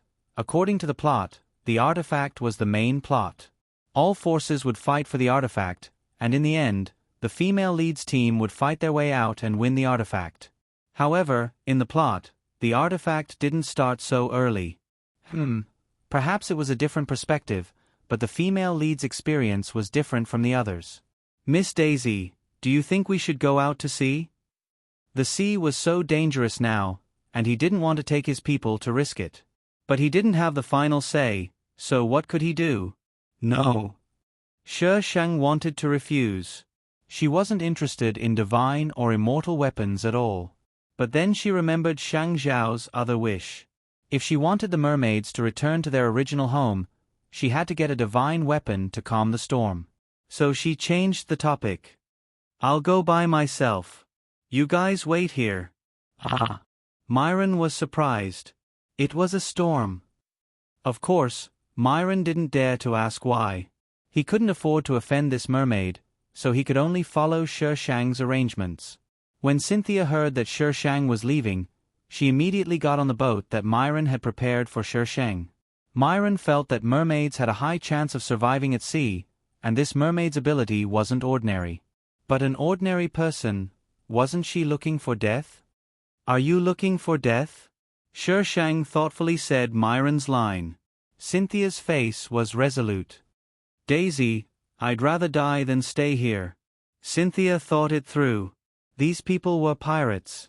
Although they were nice to her now, it was all for Daisy's sake. They were afraid of Daisy, but they weren't afraid of her. Once Daisy left, who knew what these people would do? She would rather die with Daisy. Sher Shang didn't want to take a burden with her, so she directly pulled her into the boat. She took the boat's oar and prepared to row. After a moment, she looked at Cynthia, who was struggling in the water, and finally pulled her out. Row. She couldn't understand the nautical chart of this world. It wasn't complicated at all, but it was so simple that she couldn't understand what the hell those lines were. The nautical charts seemed to be the same. Some of the lines were not labeled, but they could all understand them tacitly. The original owner was a fish, so she didn't understand. She needed a translator. Translator Cynthia had boarded the pirate ship just like that. Go and get some food and water, Sher Shang ordered Myron. She didn't need food, but Cynthia did. Miss Daisy, are you really bringing her along? Myron hesitated. Is there a problem? This was a big problem. No. What did it have to do with him if he wanted to die? They would be free if they quickly sent this lady away. Cynthia felt that her experience could be written into an adventure biography. This kind of fantasy experience was probably something that some people couldn't even imagine. In the beginning, she was the one who rowed the boat. However, how fast could one person row the boat? Sher Shang actually caught 2 sharks in the sea. Cynthia didn't see how she communicated with the sharks. In short, when the sharks appeared, the previously ferocious sharks obediently put on the rope of the boat and pulled it forward quickly. This was nothing. The hull of the boat was strangely stable throughout the whole process. There were no bumps at all. Even if there was a storm, the boat was safe and sound. Daisy, we're almost there. Cynthia looked at the nautical chart and pointed to a marked place. The sea area is in front, but I'm not sure about the exact location. Daisy, is that a boat? Cynthia pointed to a black spot not far away. Storms came every few days. They had been walking for so long, but they hadn't seen a boat. Sher Shang retracted his tail from the sea and looked at the black spot in the distance. The sharks pulling the boat in front were heading in that direction. The speed of the sharks was so fast that the black spot gradually enlarged. A large boat appeared in Sher Shang's vision. They seemed to be surrounded by something. The crew were all at the edge of the boat. The closer they got to the boat, the clearer Sher Shang could see what was attacking them. It turned out to be whales. Whales were docile most of the time. At this time, they were attacking a boat collectively. They hit the boat with their huge bodies. The boat swayed from side to side, and the people on the boat found it difficult to maintain their balance. Sher Shang asked the shark in front to stop. The shark seemed to be a little anxious as it swam around the boat. It seemed to have the intention to attack Sher Shang. Sher Shang took out her iron sword. The shark shivered. If it wasn't for the fact that it didn't know how to cry, it would have cried out pitifully. Sher Shang reached into the sea. She was a mermaid and also a member of the bottom of the sea. She could easily perceive the changes in the sea. The water no longer gave her a comfortable feeling, but a violent feeling. Sher Shang withdrew his hand. This sea area was within the range of the artifact. The sea creatures here would be affected and take the initiative to attack the humans who came here. The artifact was protecting itself. The boat over there had begun to sink under the attack of the whales. Bang! Splash! The surface of the sea splashed up a few feet high. The whales seemed to be frightened and sank into the water. Then, another huge splash exploded around the hull of the boat. Another boat approached the side of the boat. They were the ones who dropped the bomb. The bomb scared away the whale, which had never seen the world. However, the ship was also beyond saving. It was sinking continuously. The people on the other boat discussed for a while and decided to get the people on their boat. Just as the ship was about to sink, Shershang's pitifully small ship was revealed. There are people there. Someone on the boat pointed into the distance. Let them row over. Wait a minute. The wheat-colored man next to him stopped that person and looked over with binoculars. His handsome eyebrows frowned slightly. I think I've seen them before. Ha ha ha, boy, you say you've seen a woman before, right? The people next to him laughed loudly. The man was not angry. Look around them. There are 2 sharks. Ha! Those with binoculars quickly looked over. There were indeed 2 sharks around the boat. They kept swimming around the boat. They're trapped. Hurry up and save them. The man frowned and stopped them again. Don't you think those 2 sharks are strange? They don't mean to attack them. Instead, they seem to be protecting them. Protecting? Are you kidding? I think you're crazy. Sharks protect humans? That's right. Hurry up and get out of the way. Don't delay us from saving them. Move the boat over. The man could not stop them. He was a little anxious. He looked at the sea again and saw Shershang's blue eyes. He was shocked and shouted, Don't go over there. Don't go over there. That's a mermaid. He was wondering why she was so familiar. He had seen her before on the boat that sank. It was her. A mermaid?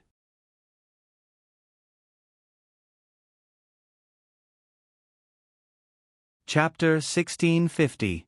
Daisy, what are they trying to do? Cynthia looked at the people on the boat strangely. There seemed to be a conflict, and then there was a strange silence. How would I know? Shershang pulled his hat tightly to block the scorching sun. Those things are back. What? What do you mean by back? Shershang pointed with his chin, and Cynthia immediately looked in that direction. A shadow appeared on the surface of the sea, and the sharks that were swimming around the boat pulled the boat back without needing Shershang's instructions. Then, they hid behind the boat. Such humane behavior made the people on the boat sigh. Then, the group of people realized that something was wrong with the sea, and they didn't have time to think about why the 2 sharks were so humane. Ah! They're back. There's more of them. It's a whale herd. Loud roars spread across the sea, and could be heard from far away. The number of whales that came back had obviously increased. The boat was almost completely covered by the shadow, and there were huge whales below. The boat swayed left and right under the whale herd's attack, and some people were thrown out of the water and onto the backs of the whales. In the blink of an eye, they fell into the water and were attacked by the whales. The angry whales seemed to treat the boat as their enemy, and they wouldn't stop until they overturned it. Daisy, let's go. Cynthia grabbed Shershang's arm, and her face was pale. Are the whales crazy? She had never seen so many whales move at the same time, let alone attack people. Look at them. How are we going to leave? Shershang pointed at the sharks that were huddled together behind them. Sharks shouldn't be afraid of whales, but now they were hiding behind and unwilling to go forward, which proved how scary the whales were. Cynthia choked. Why did the sharks look so scared? Weren't they supposed to be the tyrants of the sea? The sharks were speechless. They weren't scared, they were following their hearts, okay? The whales over there were obviously crazy, and their numbers were several times more than theirs. They wouldn't go to their deaths. If you want to be a fish, you have to be a fish with intelligence. Bang bang. Help. Help. The stern of the ship had already been sunk by the whales. The entire hull was tilted and was slowly sinking. Some people in the escape boats took advantage of the fact that the whales had been attacked by the cannons to escape. A total of 3 escape boats successfully escaped. The rest were either smashed by the whales and sunk into the sea, or unfortunately entered the artillery attack zone and turned into ashes. The whales were so obsessed with the boat that they didn't even chase after the small boat that had escaped. The 3 escape boats soon approached the area where the Shershang was located. 2 sharks noticed that someone was approaching, so they circled around from the back of the boat to the front and stared at the 3 escape boats. "Ah, they're still there," someone on the escape ship exclaimed. "Don't go there." Landing on the last escape boat, a man shouted at the person in front, "Stop, stop." The people on the first escape boat stopped obediently this time. After all, there were sharks in front of them. They turned their heads and looked back, just in time to see that the whale had swung its tail and completely crushed the ship into the sea. Other than the waves, there were only floating pieces of wood left on the surface of the sea. The surface of the sea gradually regained its tranquility, and the monster-like shadow in the sea could no longer be seen. The air was still filled with the smell of gunpowder, and the group of people who had survived the disaster collapsed onto the escape boat. Some people looked around vigilantly. "Did they leave? I didn't see them. They should have left." "Hey!" Someone waved at the Shang. "Are you a mermaid? What does it have to do with you whether I'm a mermaid or not? You can't even protect yourself, and you still want to catch me?" The iron sword in the Shang's hand reflected a cold light, sweeping across the surface of the sea. Countless cold lights were reflected by the surface of the sea and shot into the eyes of the people not far away. The coldness seemed to penetrate from the light and spread to their limbs. "Are you really a mermaid?" Someone cursed. "Damn, you only know that you'll be unlucky if you meet a mermaid." The Shang. "What does it have to do with me? I didn't call the whales here. It was you who broke into the self-defense range of the artifact. You deserved to be attacked. I won't take the blame for this." "She won't attack us, will she?" Someone looked at the Shang worriedly. The mermaid could actually control sharks for her own use. "Probably not." Someone swallowed with difficulty. No matter how beautiful the mermaid was, they were not in the mood to appreciate it at this time. "What should we do? Now the boat is gone. There was still a mermaid over there." The last escape boat slowly rowed over and was side by side with the other 2 boats. The man on the boat stared at the Shang vigilantly. He glanced at Cynthia out of the corner of his eye. He was now almost certain that this was the mermaid from before. "Mona, is she really a mermaid?" A chestnut-haired girl behind the man poked her head out and stared at the Shang curiously. "Why don't I see her tail?" Mona pushed her back. "She's on the shore. Her tail won't show." "Only in the water does her tail show." The girl poked her head out again. "I don't think she's aggressive. She should be a good mermaid, right?" "Mona." "A good mermaid?" Last time, it was this good mermaid who blew up a boat. If it weren't for his luck, he probably would have died in that disaster. He didn't expect that they would meet again so soon. The people on the 3 boats and the Shang were in a standoff. Someone boldly stood up. "Miss Mermaid, we have no ill intentions towards you. Please be magnanimous and don't make things difficult for us." "When did I say that I wanted to make things difficult for you?"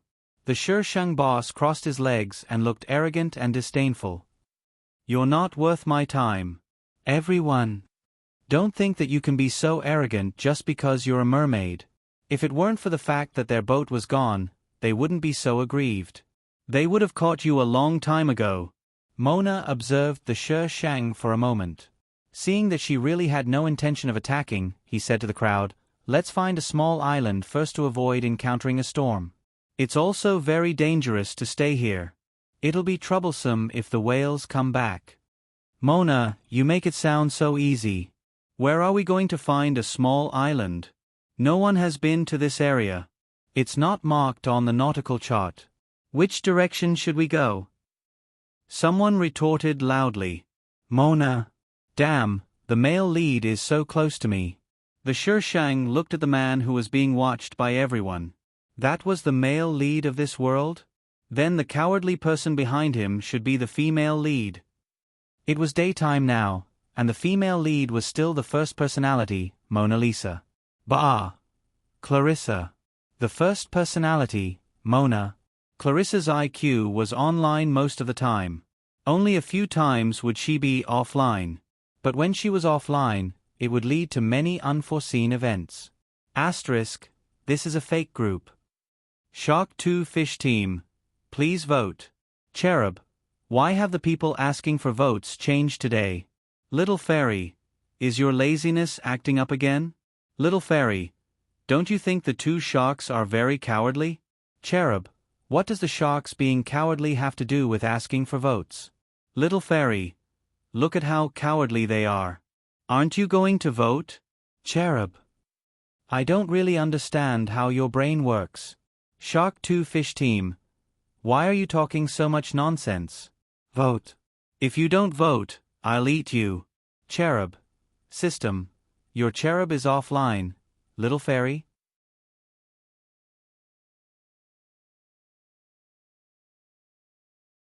Chapter 1651.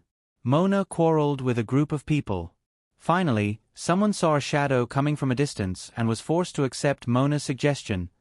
Find a place to settle down first. This kind of escape boat could only die in a storm. But what about the mermaids? Everyone looked at Shi Shang again.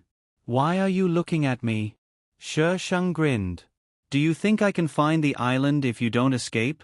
Or can I make an island for you? You are a mermaid. The sea is your territory. You should know where the island is, right? Someone asked tentatively. The mermaid lived in the sea, so she must be more familiar with the sea than they were. Shi Shang smiled. So what if I know? The original owner was quite familiar with this sea area. After all, mermaids used to live nearby and knew where the island was. But why did she have to tell them? There were the male and female protagonists there. Did they need a big Buddha like her to protect them? No need. Do you have any shame? Big Buddha. Where is your shame? No. You said you wanted it before. Is it really good for you to be so fickle? When have you ever seen me really want it? You can't eat your face. When necessary, you can be a little shameless. After all, shameless people are invincible in the world. I don't know if I should say MMP. Can you tell us? Someone on the other side continued to ask tentatively. Shi Shang sneered. Why should I tell you? You are not fish. You make it sound like you will tell them if they are fish. Shi Shang. I can think about it if they are salted fish, but there are two on their boat that are about to jump through the Dragon Gate. Of course, I can't tell them. With the protagonists here, why should I be a good person? I'll leave it for them. I will leave first. Shi Shang lay back on the boat and patted the side of the boat with his iron sword. The two sharks immediately rushed forward, scaring the people on the nearest escape boat. In the next second, the small boat rushed out at a strange speed. Behind it, snow-white waves spread out, layer after layer of waves. Damn it, what is this operation? Were mermaids and sharks good friends? The deeper they went into the sea, the more Shi Shang could feel the ruthless aura. It was as if it was floating in the air. The underwater creatures were even more ferocious. If it weren't for the iron sword holding them back, the two sharks would have long since charged back to bite them to death. Daisy, there's an island ahead. Cynthia stood on the boat and looked into the distance. Oh my God, Daisy, look. That's not an island, it's land. It's a huge piece of land. Cynthia stepped on the boat so hard that Shi Shang felt dizzy. The boat is going to capsize. Cynthia was very excited. She rushed to the Shi Shang as if she was running an 800-meter race. Darcy, look, land. We found land. This may be land that no one has ever found before. Shi Shang propped himself up and moved his long, useless legs. What's there to be excited about? Did you realize that you can order me around in your name? Of course you can. Cynthia's face was full of surprise. Many islands and lands are named after the people who discovered them. Shi Shang rolled his eyes. Which one of the people who ordered them around in their name didn't have a long resume and achievements? What do you have? Beauty. Talent. Stop dreaming, young lady. Daisy, you discovered it, so it must be named after you. It's such a huge piece of land. Oh my God. Shi Shang's ears were buzzing with Cynthia's nagging. She wanted to throw her into the sea to feed the sharks. Shi Shang's hands were itchy. He grabbed the binoculars next to him and looked at the land. It was indeed a huge piece of land. They were still very far away. If it was a small island, it couldn't have such a long coastline. It seems that your hope of being named will be dashed, Shi Shang said faintly. Cynthia's excited expression froze. She quickly grabbed the binoculars and looked in that direction. There was a boat anchored in the deep water. Cynthia put down the binoculars in disappointment. There's actually someone. Daisy, shall we go up? Shi Shang reached his hand into the water. The water seemed to be able to spread through her fingers and into her blood vessels, stimulating the violence in her body. A shadow approached from the bottom of the water and suddenly leaped up. Shi Shang quickly withdrew his hand. The shadow leaped out of the water with her finger and wagged its tail, trying to bite her finger. It's on that piece of land. Shi Shang replied as he swatted the shadow with his iron sword. The thing fell into the water with a splash. The black shadow sank straight into the water. What's that? Cynthia leaned against the side of the boat. She didn't even see what it was before Shi Shang swatted it into the water. A piranha. Daisy, it doesn't look like a piranha. Cynthia swallowed. Although she didn't see what it was, she saw its size. How could a piranha be bigger than a pumpkin? It's probably mutated. Shi Shang made up a random story. You've seen monsters with tortoise shells and octopus tentacles that are as big as an island. What's so surprising about this little mutation? That's true. Cynthia scratched her blonde hair. In any case, she was a person who had seen great storms and waves, so how could she still make such a fuss over nothing? Daisy, Daisy. Cynthia trembled as she pointed at the place where the piranha had fallen. A group of shadows was swimming up quickly and was heading straight for their boat. Shi Shang was speechless. They had killed one and attracted a whole group of them. They were the ones who attacked first. How could they be so unreasonable? They were from the same sea. Couldn't they be more considerate? Flip's table. On the expedition. Boss, come and take a look, a young man shouted excitedly at the top of the boat. Many people appeared on the boat when they heard the young man shout. Why are you so excited? The young man pointed in a direction and said quickly, There are people over there. They even provoked that group of strange fish. Then they're dead.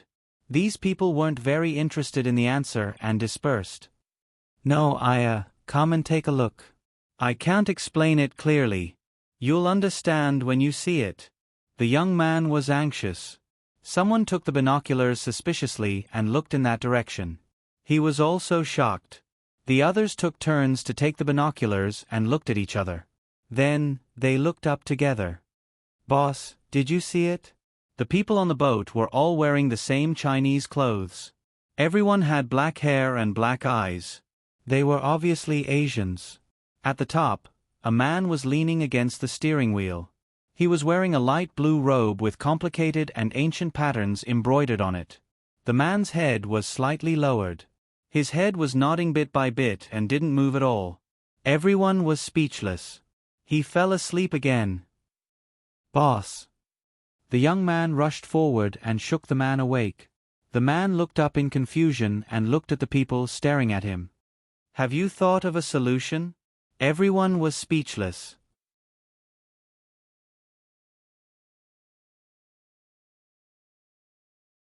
Chapter 1652.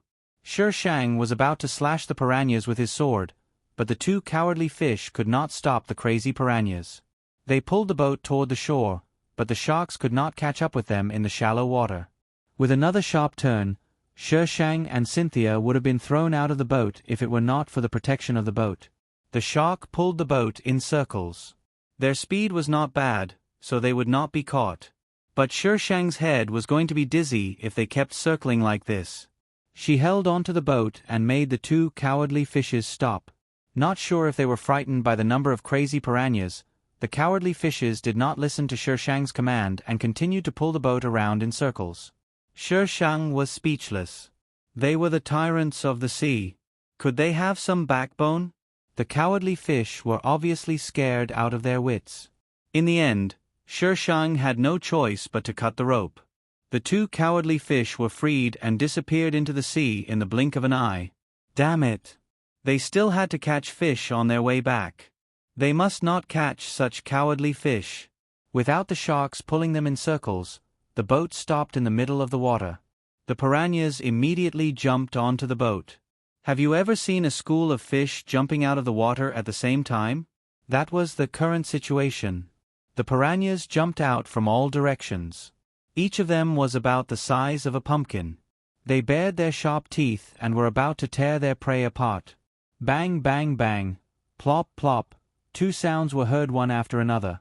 All the piranhas that jumped onto the boat hit the transparent barrier and fell into the water. They floated on the surface of the water with their bellies facing up. Cynthia knew that the boat was safe, but she was still scared when she was suddenly surrounded by piranhas. Shi Shang looked at the fainted piranhas on the surface of the water. They were obviously uglier than the smaller piranhas. They looked disgusting. There were also strange fins on their bellies. They looked like the product of a failed gene fusion. Yamit, what kind of world am I in? It was supposed to be a sea adventure story. Why did it turn into a biohazard crisis? It was a bit too much to change the channel. After the first batch of piranhas that jumped onto the boat fainted, the second batch wandered around and did not seem to want to continue jumping. The fainted piranhas gradually woke up and slowly sank to the bottom of the water, waiting for an opportunity. Shi Shang tried to put his hand into the water, but the piranhas were not fooled. They just swam around, and the boat was completely surrounded. Amazing. Even the fishes these days had become spirits. Ah! Cynthia suddenly screamed.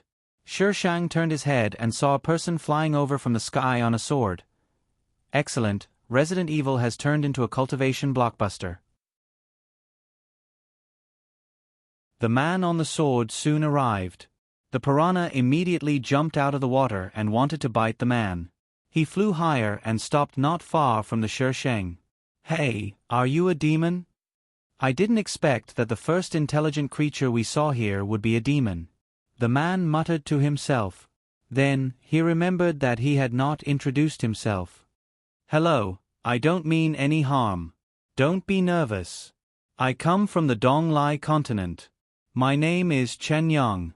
I'm Chen Dong. Shi Shang rolled his eyes and said in a hooligan voice, What do you want? What did you say? Chen Yang was confused. He scratched his head. Can you speak in human language? Shi Shang. I didn't speak in human language. Did I speak in fish language? I said you're an idiot. Chen Yang was still confused. What? Very good. He really didn't understand. Chen Yang really didn't understand what Shi Shang said. He shouted all the way back to the boat. She said I don't understand. The demons in this place can't speak human language. Shi Shang. F***ck. Don't slander me. You're the one who doesn't understand. Why are you pushing the blame to I? Where did they say they came from? Donglai? This place wasn't mentioned in the plot. But Face, what are you doing now? Host, I'm not doing anything. I can only give you the plot of the male and female lead. I don't have anything else.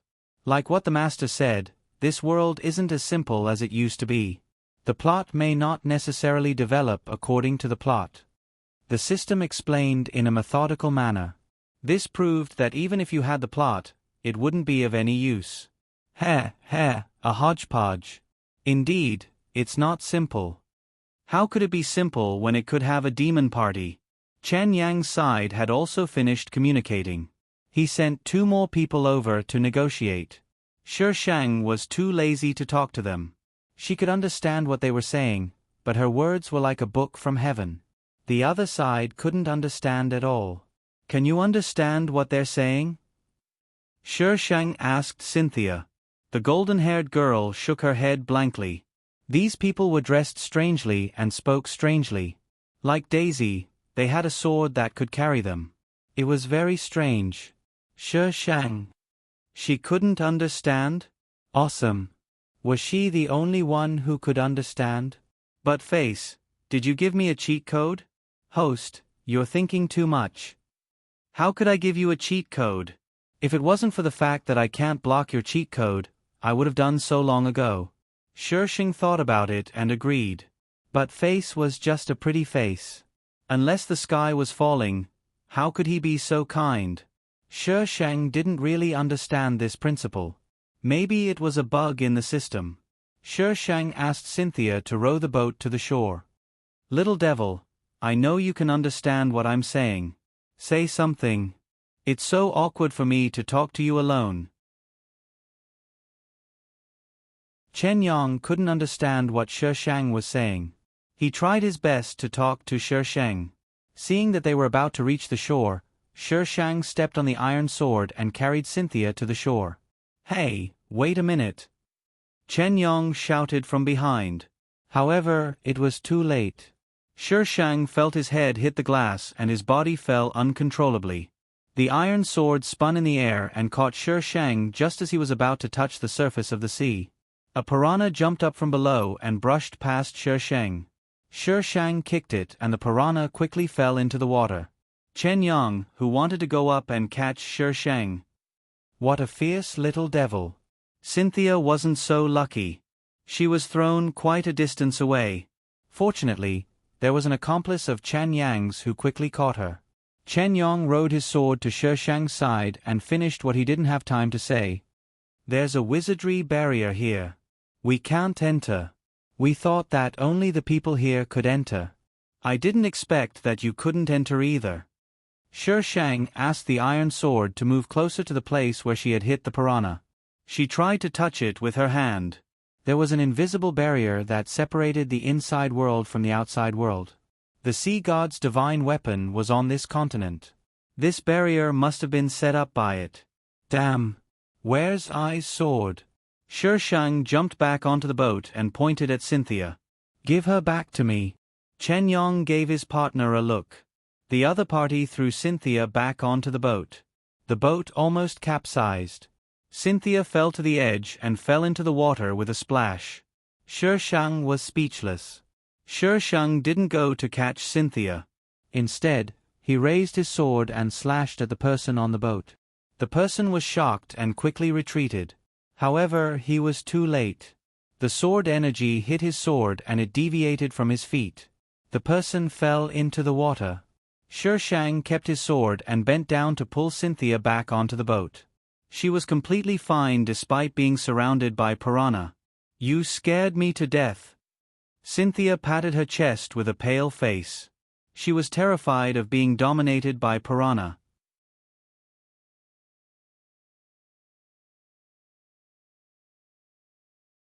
Chapter 1653. Splash. The person on the other side fell into the water. In just a second, he was drowned by the jumping piranhas and sank into the sea. A few bubbles appeared on the surface of the sea. After a while, a figure rushed out from the bottom of the sea.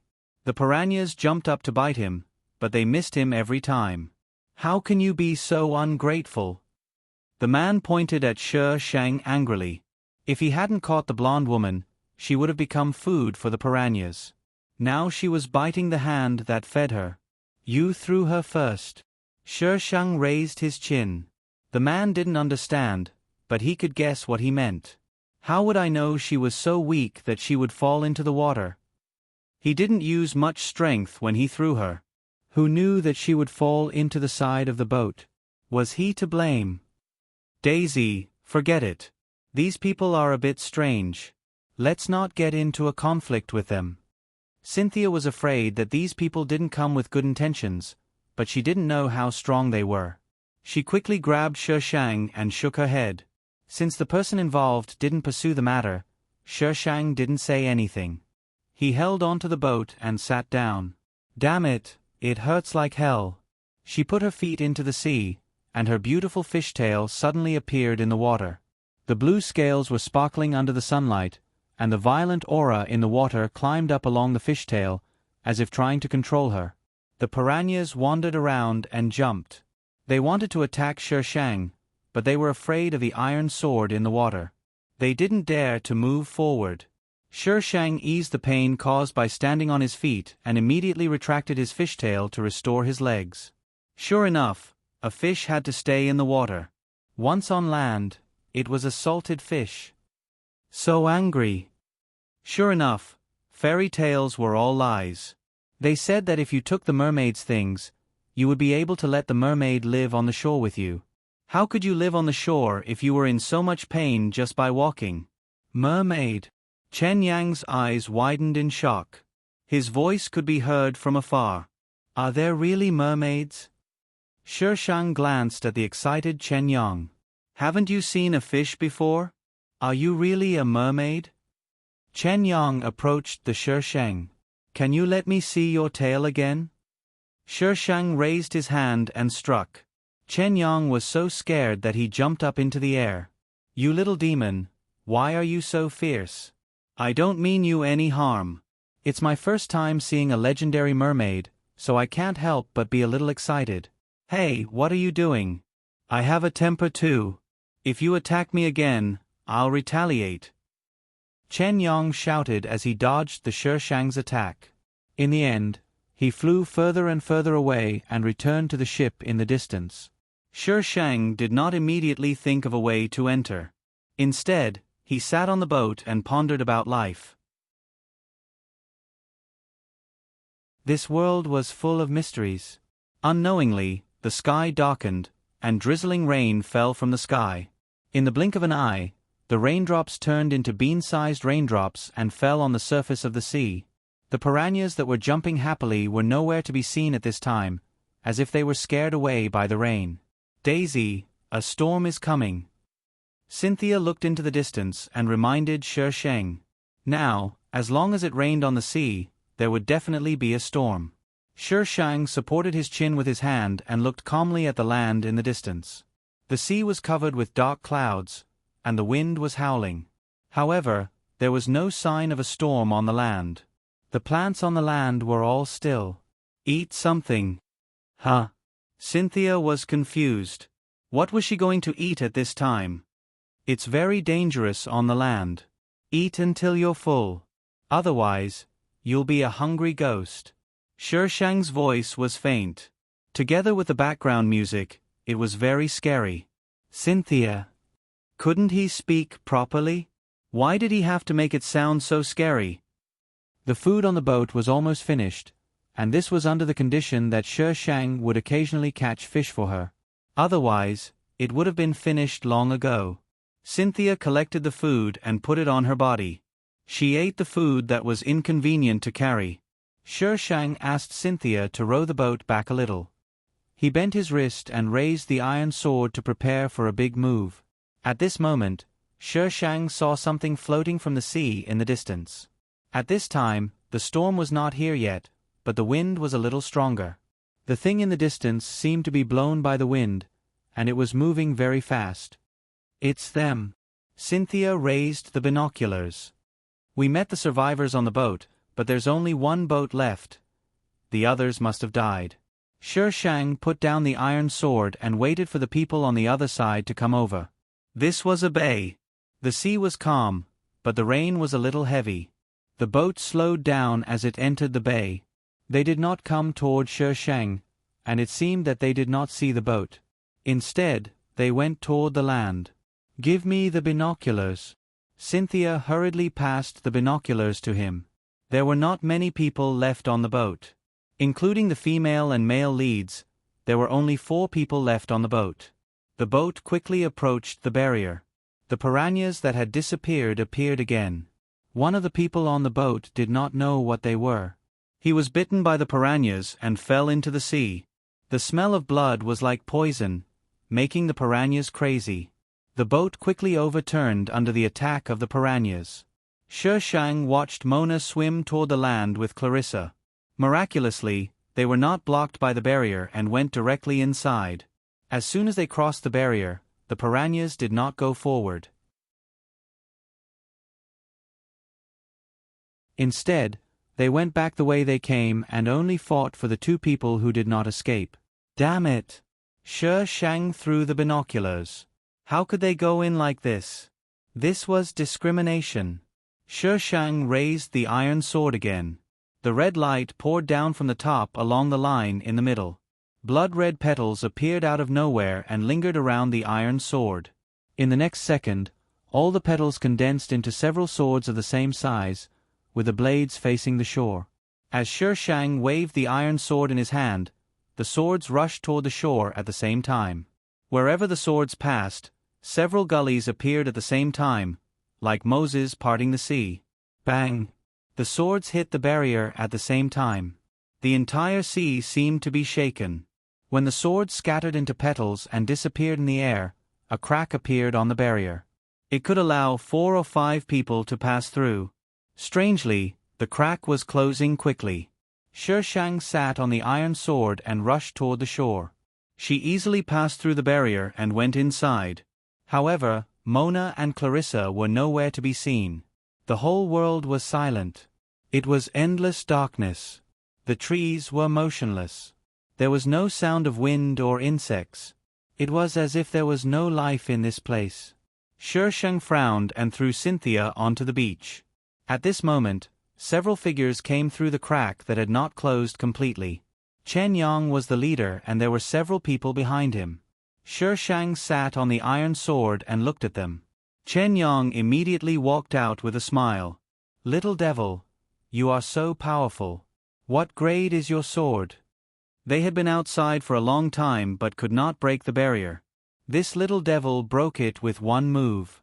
She was so powerful. She is the protagonist. She can come in without doing anything.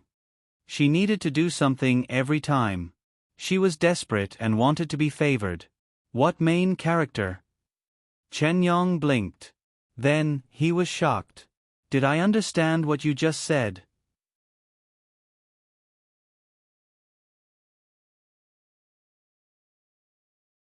Chapter 1654. Reality proved that it wasn't Chen Yang's imagination. They could understand her and Cynthia's conversation on this land. That's weird. Chen Yang scratched his head and turned to ask the people behind him, "Where's boss? Ask him what's going on." The few of them looked at each other, and in the end, they all looked at the ship in the distance and said in unison, "I thought you called him boss." "Didn't I tell you to call him? Time was tight. How could I rush? Weren't you the closest to boss?" "I thought you did." "I thought you did too." The few of them fell silent at the same time. So now, they were only doing it because the other party called him. None of them had done it. Their boss was still on the ship. Shi Shang. This bunch of idiots forgot their boss was on the ship. "Boss, don't worry. We'll definitely complete the mission. We won't embarrass you." Chen Yang clenched his fist in the direction of the ship. "Yes, we can do it. We can do it." The rest of the people followed suit. Then, they formed a circle and started whispering to each other. Nobody knew what they were saying. Shi Shang. This bunch of people's brain circuits were a little special. Ah! Suddenly, a scream pierced through the sky. Cynthia pointed at the sea, trembling. "There's a spirit." Everyone looked at the sea at the same time. They saw a black shadow floating towards them. When it got closer, they saw that it wasn't a spirit. It was a person. The person crashed into the barrier. However, he didn't fall. He stuck to the barrier. The piranhas below tried to jump up and bite him. They were so close every time. Everyone was worried for him. "Boss." Chen Yang and the others realized that the piranhas couldn't get in. They rushed into the water and looked up at the person through the invisible barrier. The man opened his mouth, but no sound came out. "Boss, what did you say? Speak louder. We can't hear you." Chen Yang shouted at the top of his lungs. The man looked at them quietly. Chen Yang coughed and took out a pen and a white handkerchief. However, he realized that there was no ink. He turned to look at the person beside him. That person stepped back nimbly. Then, a few people stepped back at the same time. One person was slower. He immediately covered his chest and shouted, "Me again? It's you. Hurry up." Chen Yang nodded. That person bitterly looked at the disloyal people who backed off. With a sullen face, he took out a small knife and cut his finger. Chen Yong took his hand and immediately wrote on a white handkerchief. After he finished writing, he held it up for the people outside to see. After the man finished reading, he took out a pen, but he couldn't find any ink. He turned his head and looked at the boat in the distance, then looked at the blood that he couldn't get. The few of them stood there calmly, not afraid. They were now inside, separated from the boss by a safe distance.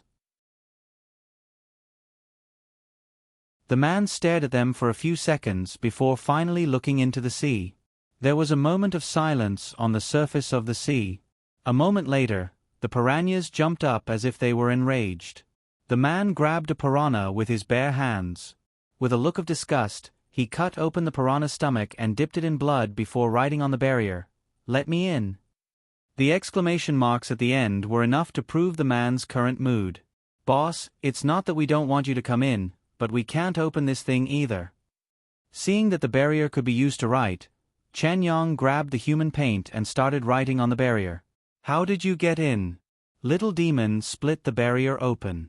The man's gaze immediately landed on Shi Sheng. Shi Sheng squinted his eyes and smiled. He even waved his hand. His expression was clearly saying, "It was me who did it, isn't it? Boss, why don't you wait for us outside? We can handle it, you have to trust us." "Chen Yong, hurry up, I'm going to lose too much blood." The human paint started protesting. "I haven't finished talking to the boss yet. Why are you in such a hurry?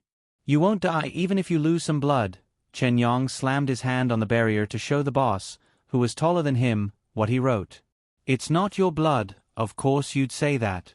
Use yours if you can." The human paint was furious. The man withdrew his gaze. His writing was a lot slower than before, as if he was purposely stalling for time. "Let her do it again, I want to go in. If it's not the boss, why did you come in? We don't have time to take care of you." "I want to. Chen Yong was speechless. Chen Yong and the human paint exchanged glances. They decisively turned around and called for the others. "Go, go, go." They walked towards the interior of the land, as if they were abandoning their boss. "Impressive, my little brothers. You actually dared to do this." "Hey, he's going to jump into the sea." Shi Shang's shout successfully made the group rush back. The man's body slid down a lot, and the piranhas were already biting the corner of his shirt. "Boss, we were wrong, don't." Chen Yong threw himself at the barrier and shouted, "Calm down, we'll think of a way to let you in, okay?" After calling Chen Yong, the people outside couldn't hear him, so he grabbed the human paint and poked at the barrier. The man watched as Chen Yong finished writing, then moved himself up a little. He pulled the corner of his shirt that was bitten by the piranhas for Chen Yong to see. His expression was as if Chen Yong had done something unforgivable. Chen Yong wanted to cry, but no tears came out. He wrote a line of words with difficulty. "We've prepared a new one. Boss, you don't have to worry about your image being damaged. Calm down, give us some time, we'll think of a way." The man nodded reluctantly, as if he agreed. Chen Yong heaved a sigh of relief. "What's going on? Why didn't you call him?" "It's fine if you didn't call him, but why didn't you just drug him and make him fall asleep?" Chen Yong roared at the group of people. "We didn't have time." Someone explained weakly. "Time was so tight just now, who had time to drug him? Everyone just didn't call him boss." "Chen Yong, are we really going to let boss in?" The human paint sucked on his fingers and asked, "It's very dangerous this time. It's very likely that he'll die, boss. If we don't let him in, he'll die in front of us right now." Chen Yong scratched his head in frustration. He didn't want to let him in either, but it wasn't up to him now. "You guys look after boss. I'll go ask Xiao Yao if we can open it again." Shi Shang was still standing at the same spot, while Cynthia stood beside him like a dutiful servant girl. "Xiao Yao." Chen Yong put on his best smile. "Can you do me a favor?" "No. Don't reject us so quickly. Look at us, we met here after all. It's fate, isn't it? As the saying goes, those who are thousands of miles apart will meet again. We're so fated, how can you not help us? Why not? Do I know you guys that well? I didn't even know you guys. Even strangers have feelings for each other. Don't be so cold. Chen Yong, hurry up, boss seems to be falling asleep. Damn, talk to him, don't let him sleep. Chen Yong stomped his feet and said anxiously, Xiao Yao, you're the one who saved us. We owe you a favor, okay? If you need anything in the future, we'll help you even if we have to climb a mountain of swords or dive into a sea of fire. Please. Chen Yong, hurry up, boss is ignoring us. Boss, don't fall asleep, you'll be finished if you fall into the sea. Boss.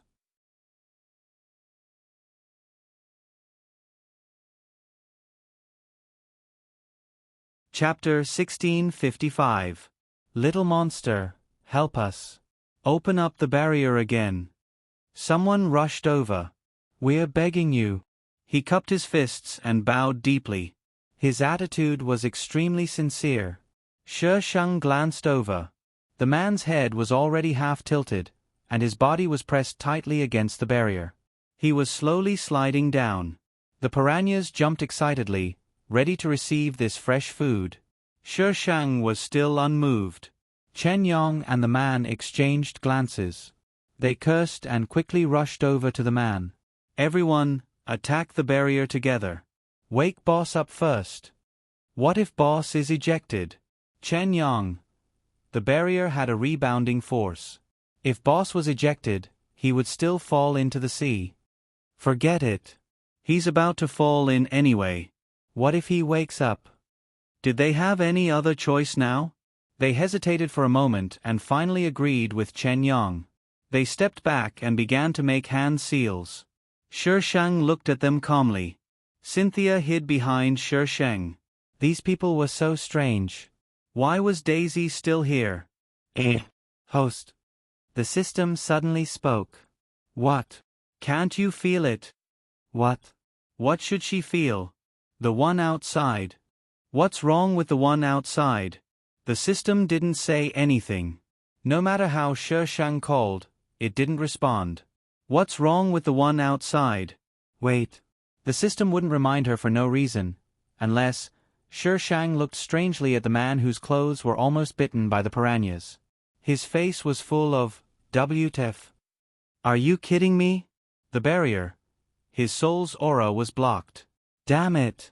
Shi Sheng gritted his teeth and jumped down from the iron sword.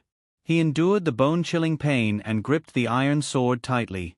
He didn't even raise his hand and forcefully slashed at the barrier. The barrier shook and the man fell. Shi Sheng quickly dove into the water. His blue fishtail swayed. He darted over like a bolt of lightning and caught the man who fell into the water. The moment he left the barrier, Shi Sheng sensed a familiar aura. She tightened her arms and hugged the man firmly. Her fishtail swept away the piranhas that were pouncing on her. She turned her head and entered the barrier. Some piranhas chased after her and were killed by Chen Yong and the others who rushed over. Shi Sheng pushed the man onto the beach, panting slightly. Daisy, you're hurt. Cynthia ran over from the other side and pulled Shi Sheng to the shore. She stared nervously at Shi Sheng's tail and said, Come up quickly. Let me see your wound. She didn't expect that she would save that man at the last moment when she acted as if it had nothing to do with her. Daisy had never been a warm-hearted person. Even on the previous pirate ship, when someone fell into the sea during the storm, she wouldn't even look at them. She was so cold that it chilled people's hearts. But this made her feel even more at ease. Cynthia was a little scared that she would lose her composure like this. Shi Sheng swung his fishtail. The wet cloth stuck tightly to his tail and covered most of it, but the bottom part was still exposed. Shi Sheng gave Cynthia a cloak. Cynthia immediately spread it out in front of Shi Sheng to block the curious gazes. It's really a mermaid. I thought Chen Yong was talking nonsense. Boss, are you okay? Hurry and take a look at boss. Shi Sheng changed into clean clothes and sat on a dry spot. Once out of the water, his fishtail immediately turned back into a human leg. Cynthia saw that Sher Shang was done with his things, so she took off the cloak and put it on Sher Shang. Sher Shang looked down at his ankle. It was a very deep wound, and the bone could be seen. It was obviously bitten by a piranha. Cynthia gasped. What a deep wound. Daisy, does it hurt? What do you think? Damn it, it hurts so much. Cynthia was at a loss. What should I do now, Daisy? What should I do? Stop the bleeding. Yes, stop the bleeding. Little devil, this is our medicine. I don't know if it will work on you. Try it. Chen Yang went closer to Sher Shang and handed him a porcelain bottle. Sher Shang didn't allow Cynthia to touch her. She cleaned her wound and poured Chen Yang's medicine on it. The medicine was a powder. When it was poured on the wound, it was like someone had poured alcohol on it. It was very painful, but it was much better than when she was standing on both legs. Sher Shang gritted his teeth and finished applying the medicine. Is he okay, boss? He's fine. Thank you. Chen Yong thought that this mermaid was a little cold-blooded, but now that he was injured and saved boss, he naturally couldn't think that way anymore. I didn't do it for you. Sher Shang bandaged the wound. Although I don't know what made you change your mind, thank you. Chen Yong bowed slightly to Sher Shang. Sher Shang looked to the other side. The people there surrounded the man so tightly that he couldn't even see his clothes. She protected him so well, so he should be fine.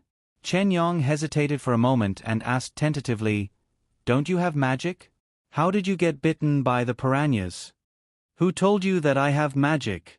Sher Shang rolled his eyes. You. How did he open the enchantment without magic? He thought for a moment and changed his words. You might say it differently here. It's that special power. Don't you have it?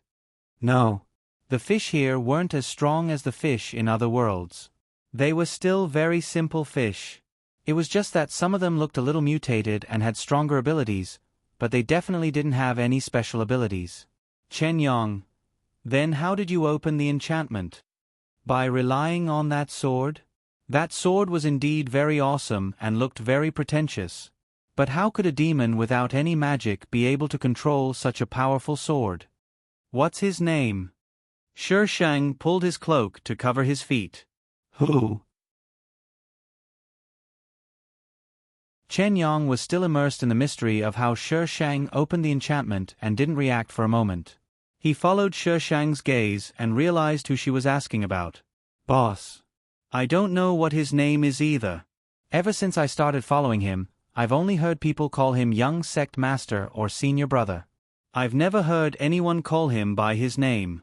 When people talked about him, they only called him the Young Sect Master of the Supreme Sect. Then, Chen Yong paused and smiled awkwardly. I don't think anyone in the sect knows his name. They only know that his surname is Sher, Sect. It was indeed the cultivation world. Why are you here? Chen Yong didn't answer immediately. Instead, he asked, What about you, little demon? Why are you here? To find a divine artifact to calm the storm on the sea and let the merfolk return to where they used to live, Sher Shang answered calmly. Divine artifact? Chen Yong was shocked. There's a divine artifact here? Sher Shang glanced at him and said calmly, What's so strange about that? You don't have it there? We do, but it's all in legends. No one has seen it before. The legends of divine artifacts had always been passed down, but no one had ever seen one. Those divine artifacts only existed in ancient records. What are you doing here? Sher Shang continued to ask the same question. We're also here to look for something. #hashtag today's Pearl Plum flavored vote #the little cuties are voting for the monthly vote.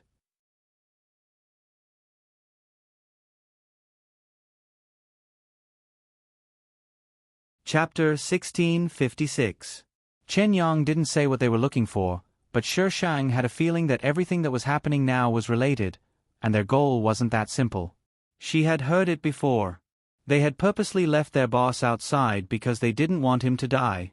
This proved that this trip was very dangerous. Chen Yong and Shi Shang chatted for a while before leaving. The rest of the people came over to thank Shi Shang. Even the man who had thrown Cynthia into the sea thanked Shi Shang. Shi Shang wasn't interested in them at all. He was only interested in the man who was surrounded by them. The sea was stormy, and the unmanned boat was drifting on the surface of the sea. It could be buried at any time. Daisy, don't you think it's strange? There are only a few of them. How did they sail the boat here?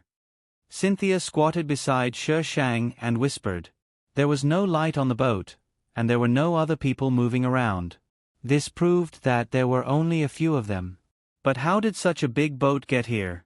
The way they sail the boat is different from normal people. Shi Shang didn't even raise his head as he answered. These people were all cultivators. They didn't need to sail the boat like normal people. Really? Cynthia thought of Shi Shang's strange way of sailing the boat, and how these people could fly in the sky with that strange thing like Shi Shang. She had a bold guess. How big is this thing to be able to pull such a big boat? Shi Shang. He didn't want to explain to a Westerner what a cultivator was. Chen Yang's people rested and prepared to enter the forest behind. Miss Daisy, do you want to come with us? She was injured while saving their boss. They couldn't leave her alone, so Chen Yong came over to ask Shi Shang. Okay. Chen Yong nodded. Let me carry Miss Daisy. Your leg is injured. No need. I can follow behind you. Shi Shang took out the iron sword and sat on it. Chen Yong glanced at the iron sword. Okay then. Let's go. He shouted to a few people in the distance. The people on the other side were noisy. They pushed and shoved each other for a long time before someone came over with their unconscious boss on his back. Chen Yong told them to be careful and entered the forest first. This forest was lush and vast. After entering, one would have a feeling of not being able to distinguish between north, south, east, and west. The strangest thing was that the entire forest was silent, and no sound could be heard. Daisy, is this place a monster like last time? Cynthia and Shi Shang were lagging behind. Cynthia couldn't help but think of her first encounter with Shi Shang. This place is many times bigger than that island. If it's really a monster, how big would it be? Shi Shang rolled his eyes. What are you thinking about all the time? Cynthia. She wasn't thinking too much. She was just asking. The forest was very quiet, but there was nothing else.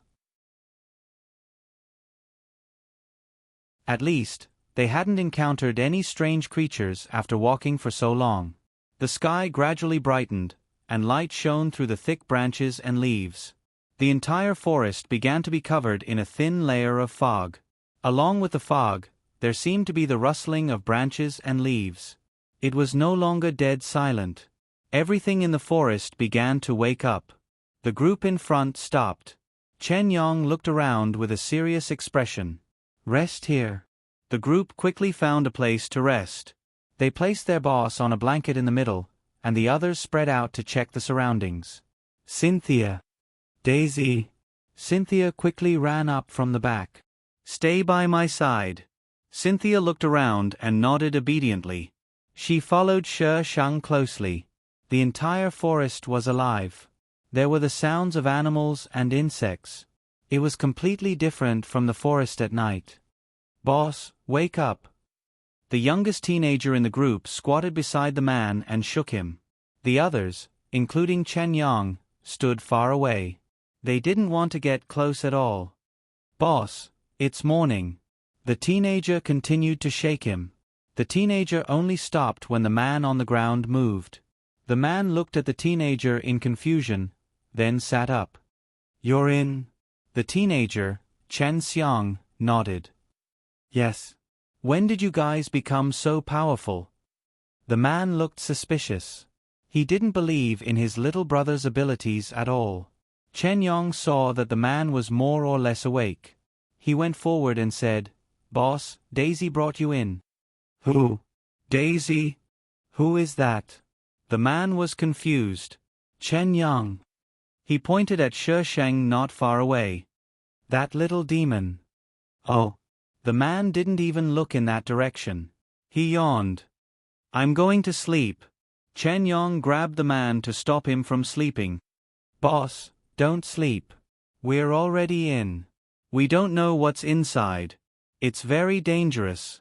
They didn't have the energy to take care of a boss who could fall asleep any time. I'm very sleepy. The man's eyes were half closed. He looked like he was about to fall asleep. Boss. Chen Yong yelled. The man yawned. Sparkling tears came out of his eyes. His body swayed left and right as if he was trying to fall asleep. Every time he leaned back, Chen Xiang would push him back. After a few times, the man sighed. His eyes slowly became clear. Where's the map? Chen Yang's mouth twitched. Isn't it with you? The man searched his body and blinked innocently. No. Chen Yang. What's the use of having a boss like this? The man thought for a moment and rubbed his beautiful eyes. I think I put it on the boat. Chen Yang. Could he laugh? He wanted to push him into the sea and feed him to the fish. Forget it. I remember it anyway. The man waved his hand. I'm going to sleep for a while. I'll tell you the way when I wake up. Boss. What's the use of remembering it? Flutter. Chen Yang's shout caused the birds in the forest to fly away. Everyone suddenly held their breaths and looked around the forest vigilantly.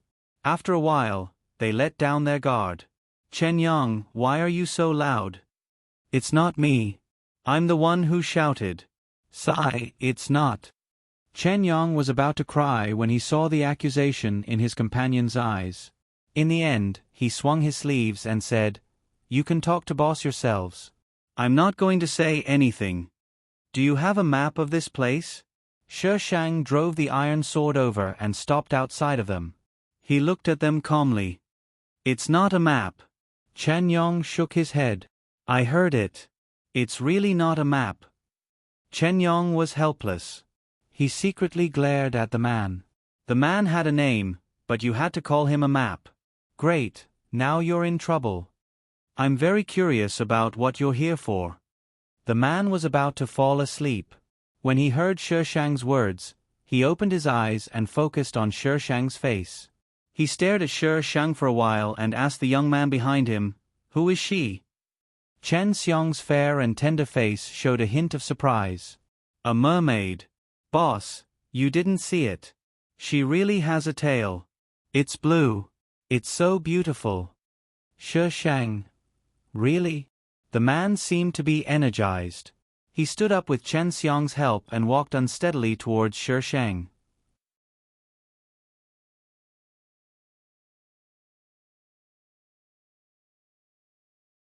Chapter 1657.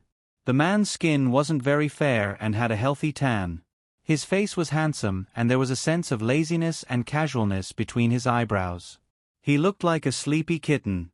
Her eyes were misty, hazy, and filled with drowsiness. Every 3 steps he took, he would yawn. His swaying appearance made it seem as if he would fall down at any moment. He stood in front of Shi Shang and looked straight into Shi Shang's eyes.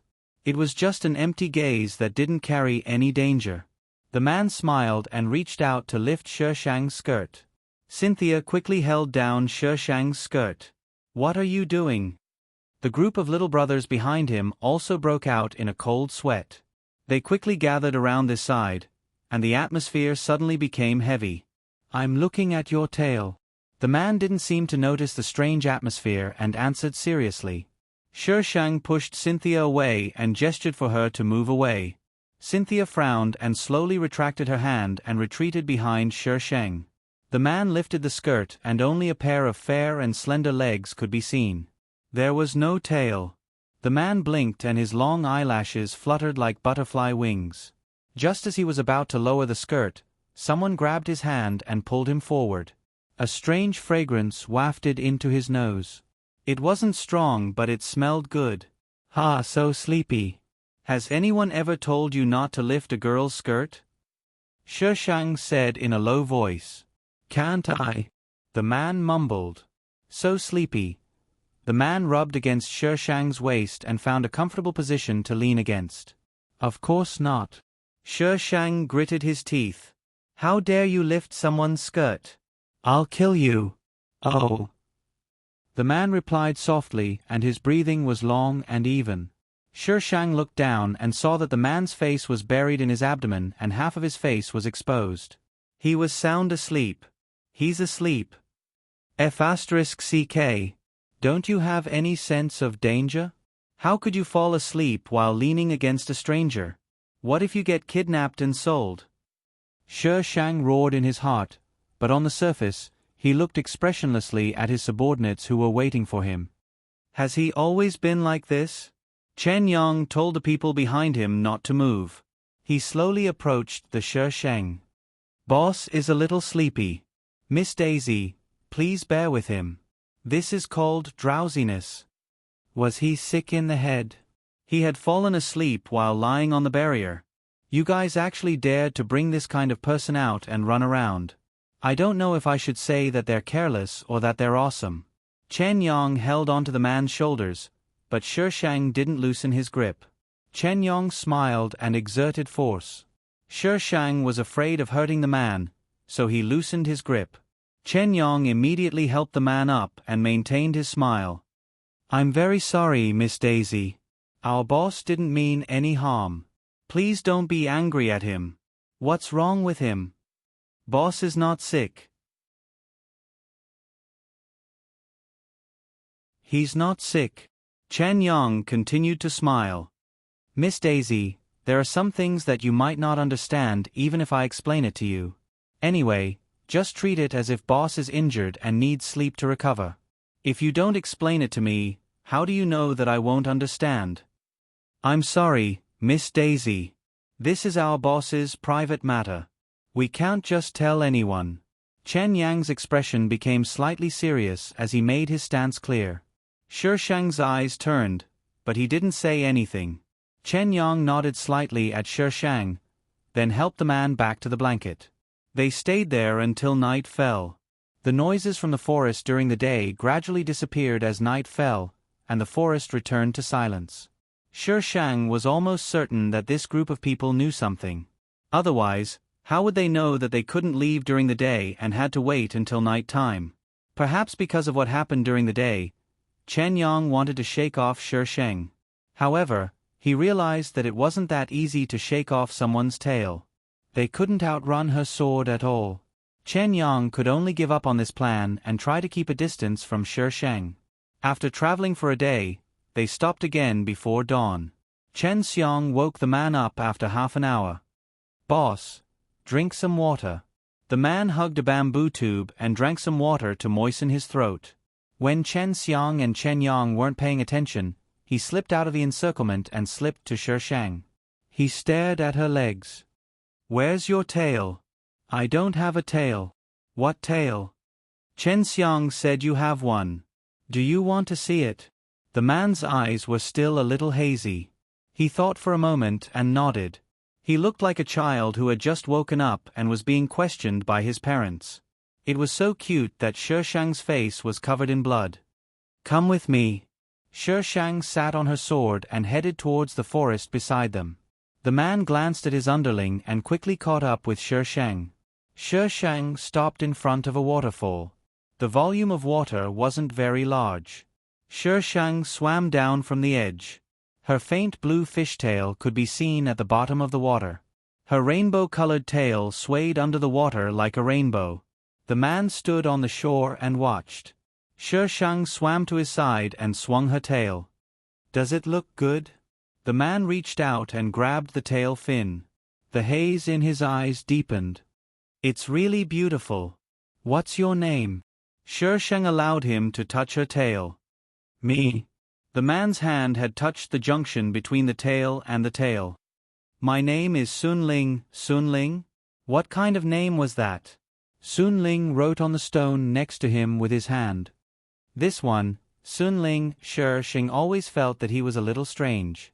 She wanted to go out of the water, but was pressed into the water by Sun Ling. Shi Shang was directly pressed into the bottom of the water, and half of her tail was pulled up by him. F***ck. What do you want to do, you idiot? Shi Shang twisted her body and poked her head out. She watched as the man took out a knife and pointed it at her tail. What are you doing? Shi Shang shook her tail vigorously. Sun Ling was thrown to the stone next to him by her tail. Her tail slipped from his hand and fell into the water. Sun Ling blinked. Cut it off. It's such a beautiful thing. It should be preserved. Shi Shang. Psychopath. Shi Shang came out of the water. Her clothes were soaked and clung to her body, outlining her perfect curves. She gritted her teeth and walked to Sun Ling. Sun Ling looked up at her. The sparkling light reflected by the waterfall scattered in his hazy eyes, like stars all over the sky, shining brightly. Shi Shang grabbed his arm and made him sit up. You can only look at the tail, not cut it off. Why? There's no why. You just can't. Shi Shang glared at him. But, how can such a beautiful thing remain so beautiful if you don't cut it off? It won't be so beautiful if you cut it off. Shi Shang gritted his teeth. If you cut it off, it won't be able to move. It'll be a dead thing. Do you want it like that? Damn it. Previously, she met someone who wanted to turn her into a puppet. Now, she met someone who wanted to cut off her tail. Would she meet someone who wanted to kill her next time? Sun Ling frowned and glanced at her legs unwillingly. He yawned. Perhaps he was sleepy. He looked around but couldn't find a place to sleep. Finally, his eyes fell on Shi Shang. He pounced on Shi Shang, rubbed against her arms, and soon fell asleep. Shi Shang. This skill of sleeping in seconds was really good. Shi Shang put away the dagger in his hand, lest he stab himself later.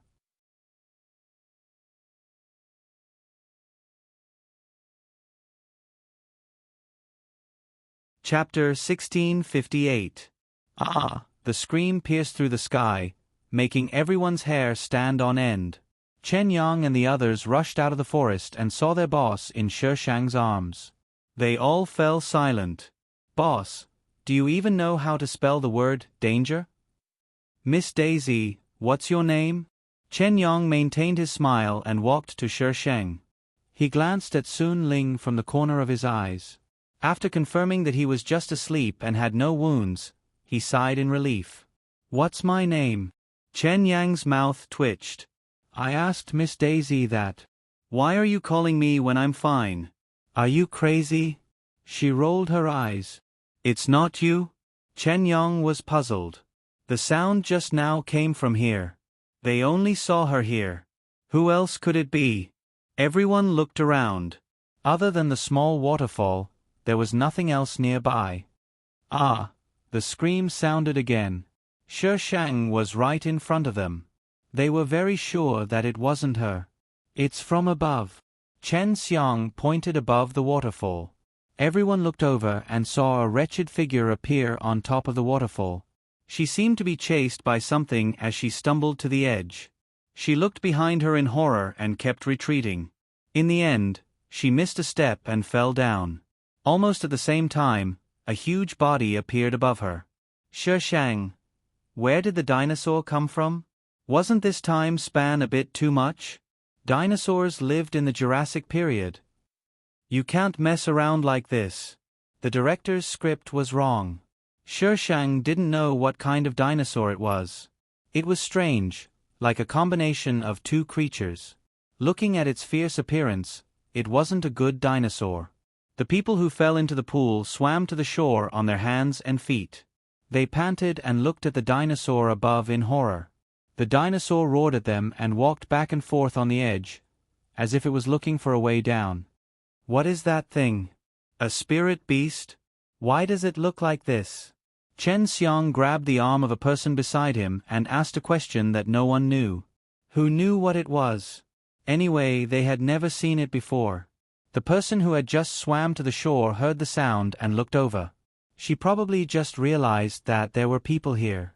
She quickly got up and looked at them suspiciously. Who are you? Who are you? Chen Yang understood her words. What's chasing you? Clarissa. Clarissa. What a strange name. It was even stranger than Daisy and Cynthia. Were all the people here named like that? What's chasing you? Chen Yong continued to ask. I've never seen this kind of animal. I don't know. Clarissa shook her head and frowned slightly. She asked cautiously, Who are you? Are there people living here? Before Chen Yong could answer, a huge black shadow fell into the pool with a splash. Its head popped out, and its huge limbs moved clumsily as it made its way to the shore. Clarissa lifted her wet skirt and ran into the forest. After running a few steps, she saw Shi Shang, who was blocked by Chen Yang and the others. But Clarissa didn't have time to be surprised. She shouted at the people behind her who hadn't moved yet, Run! The dinosaur had already struggled ashore. Its huge body was like a small mountain, and its shadow covered everyone. Chen Yang and the others immediately went to find their boss, but they only saw Shi Shang rushing into the forest with Sun Ling on the iron sword. Everyone, run! Cynthia was still in the same place. The first person she saw was Clarissa. She was slightly surprised, but Clarissa just ran past from the side. Her speed was shocking. What's going on? Why isn't Daisy back yet? Did something happen? No, she had to go and see. Cynthia lifted her foot and was about to walk in the direction of the waterfall when she saw Shi Shang rushing over. The iron sword nimbly passed through the trees and stopped in front of her. Come up. Cynthia jumped onto the iron sword and sat next to Shi Shang. She glanced at the person in Shi Shang's arms and was puzzled, but she tactfully shut her mouth and didn't ask. Crack, roar. The dinosaur chased after them from behind. The towering trees couldn't stop it. The trees continued to collapse, disturbing the sleeping animals in the forest. The whole forest became lively. There were flying ants with fists, monkeys with scales, white caterpillars bigger than humans. Such strange creatures began to appear in the forest. The whole forest seemed to have become the paradise of the devil. They were chased by the devil and ran forward in panic. If they were not careful, they would be attacked by animals that suddenly appeared. After running for a long time, everyone heard the roar of the dinosaur and the roar of another animal. The two sounds intertwined and stopped them in their tracks. Rustle. There was a soft sound from the bushes behind them. Everyone's hair stood on end and they stared in that direction. Rustle. A dark shadow jumped out of the bushes. Damn, Chen Xiang, when did you fall behind? Someone in the team immediately jumped. Chen Xiang was the youngest and usually received special care in the team. The situation just now was critical and they had to pay attention to their boss who was taken away by the mermaid. They didn't notice when this little guy fell behind. Chen Xiang hugged his knees and panted. He pointed behind them. They're fighting. The monster that was chasing us at the beginning is fighting with another monster. The roars from behind continued. The ground was faintly shaking because of them. Let's go, Chen Yong ordered. We don't know what those things are. If we can avoid a head-on conflict, then don't. Everyone, protect yourselves. Safety is the priority. What they needed to do was not to fight with the monsters, but to preserve their strength and find what they were looking for. Yes. Boss is missing. Damn, let's go. Who knew where the mermaid would take their boss? The group of people chased forward. The mermaid and their boss were completely out of sight. All kinds of strange sounds kept intertwining in the forest, making it impossible for them to determine the source of the sound. Damn, will something happen to our boss? What is that mermaid trying to do? It should be fine. Everyone, don't panic. That mermaid doesn't mean any harm to our boss. Chen Yong comforted everyone. Let's speed up. We should be able to catch up with them. How do you know? If she did, she wouldn't have been willing to get hurt to save our boss at the beach. They might not have noticed, but he noticed that the mermaid's gaze fell on their boss most of the time. It was a very calm gaze, but there was an imperceptible softness. Maybe she has another purpose? We begged her before, but she was unmoved. Why would she suddenly want to save our boss? Even if she has another purpose, our boss will be fine for now. Everyone was silent for a while. They probably agreed with Chen Yang's words.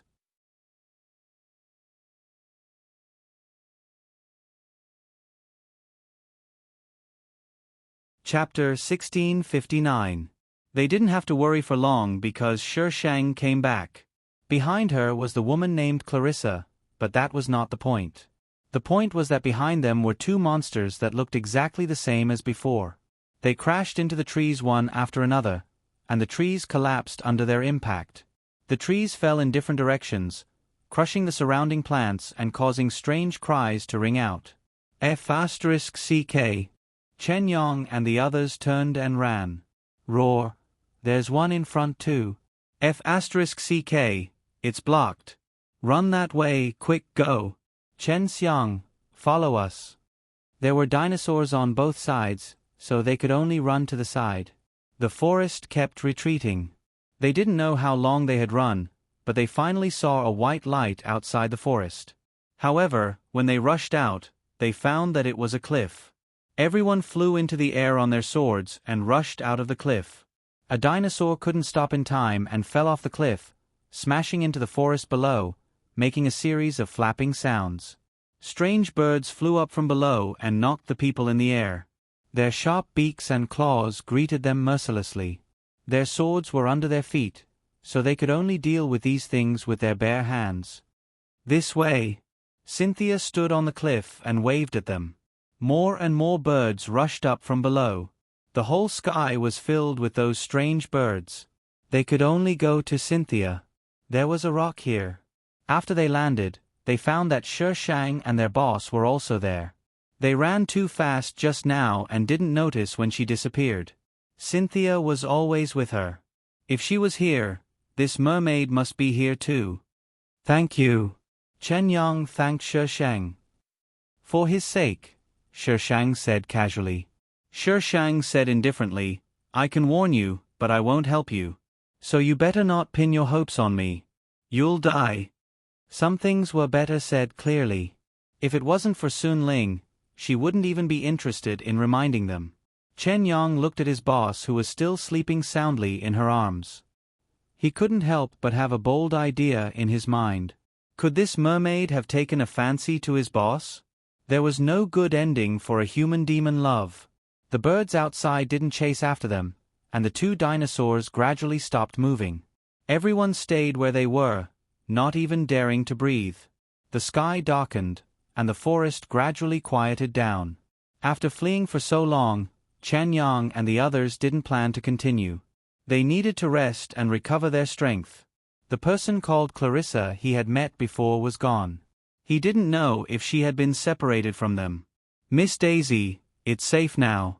Can you return our boss to us? Why? Shi Shang had no intention of returning him. That's our boss. Following me is safer than following you guys. Everyone. Critical hit. 100,000 critical hits. Today, they were exhausted from running for their lives, but she seemed to be playing around. Boss wants to eat something. Let Chen Xiang wake him up. Chen Yang thought that he might not be able to snatch the mermaid. Anyway, boss didn't have anything to do, so he let boss stay with the Shi Shang for the time being. Why does Chen Xiang have to do that? Shi Shang asked curiously. Because boss doesn't recognize anyone when he wakes up. He only recognizes Chen Xiang. If anyone else calls him, they'll get beaten up, Chen Yang explained. Chen Xiang has lived with him since he was young. He's closer to him than the rest of us. Shi Shang tacitly agreed to let Chen Xiang wake him up. Chen Xiang called for a long time before waking up the sleepy man. It's not even dawn yet. Why did you wake me up so early? Sun Ling looked at the still leaves above his head in a daze. He was about to fall asleep again. Shi Shang reached out to help him up. Suddenly, there was no place to lie on his back. Sun Ling barely woke up. He paused for a while before turning to look at the person beside him. Who are you? Shi Shang looked at Chen Yang expressionlessly. Is he forgetful? Chen Yang touched his nose. Cough. Boss is a little slow at recognizing people. He needs a few tries to remember. Shi Shang. Fuck your grandpa. You're beyond cure, aren't you? Sun Ling didn't mean to get an answer from Shi Shang. After asking, He turned his gaze to Chen Xiang and asked with clear thoughts, "Have you found the place?" "Boss, if you didn't show us the way, we wouldn't have found it so quickly." Chen Xiang speechlessly handed the water to Sun Ling. Sun Ling took a sip of water. The water stains stained his dry lips with a luster. He stuck out the tip of his tongue and licked it, looking very seductive. "Where are we now?" "Everyone.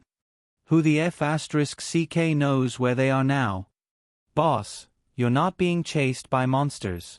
You don't understand how F***ket up they are now." Sun Ling saw that they didn't speak and came to a conclusion. "In other words, you lost yourselves?" Everyone looked up at the sky and looked down at the ground. Did they lose their way? They were forced to do so. Sun Ling jumped down from the iron sword and turned to look at the iron sword strangely. "Whose sword is this? Why haven't I seen it before?" Chen Yong coughed and reached out to point at Shi Sheng. Sun Ling's gaze drifted over, his misty eyes reflecting her hazy figure. He opened his mouth and asked, "Can you give it to me?" Chen Yong face-bombed and quickly went to pull the boss over. His bad habit of wanting good things whenever he saw them was acting up again. Shi Sheng smiled. "I can't give it to you, but you can exchange it with something." Sun Ling frowned slightly. "What do you want?" "You. Me." Sun Ling reached out and pointed at himself, seeming to be considering whether this deal was worth it. "Boss, wake up." Chen Yong stepped forward and grabbed Sun Ling and shook him violently. "For a sword, you're going to give yourself away." Sun Ling was shaken dizzy and his sleepiness was gone. He shook Chen Yong away with dissatisfaction. "What are you doing?" "Chen Yong." "What are you doing, boss?" Shi Shang found that Sun Ling's strength was better than everyone present, but he was addicted to sleep, so his basic fighting power was 0. No wonder they wanted to leave him outside. It was good enough that this kind of boss didn't drag them down. This kind of person really needs to be taken over by me. Sun Ling turned his head and continued to look at the iron sword. Shi Shang thought he was going to continue the topic just now. Who knew that he would suddenly yawn, climb onto the iron sword, fall into Shi Shang's arms and get ready to sleep. Did he never sleep in his previous life? Shi Shang looked down at him. "Do you think I'm a pillow?" Sun Ling looked up at Shi Shang with an innocent face. "They're always bouncing around. I can't sleep well. You're more comfortable here." "Chen Yang. You sleep like a pig, but you still know how to bounce around? Aren't you afraid that I'll kill you?" He really wondered how he lived to this age. Sun Ling's eyes began to narrow. "You don't have a disgusting smell on you. You won't kill me." When the last word fell, Sun Ling had already fallen asleep. "Boss, you haven't told us where to go yet." Chen Yang stomped his feet. You're tuning in to the Narrate and Escape YouTube channel. Don't forget to subscribe and join us on this journey to catch the most captivating stories.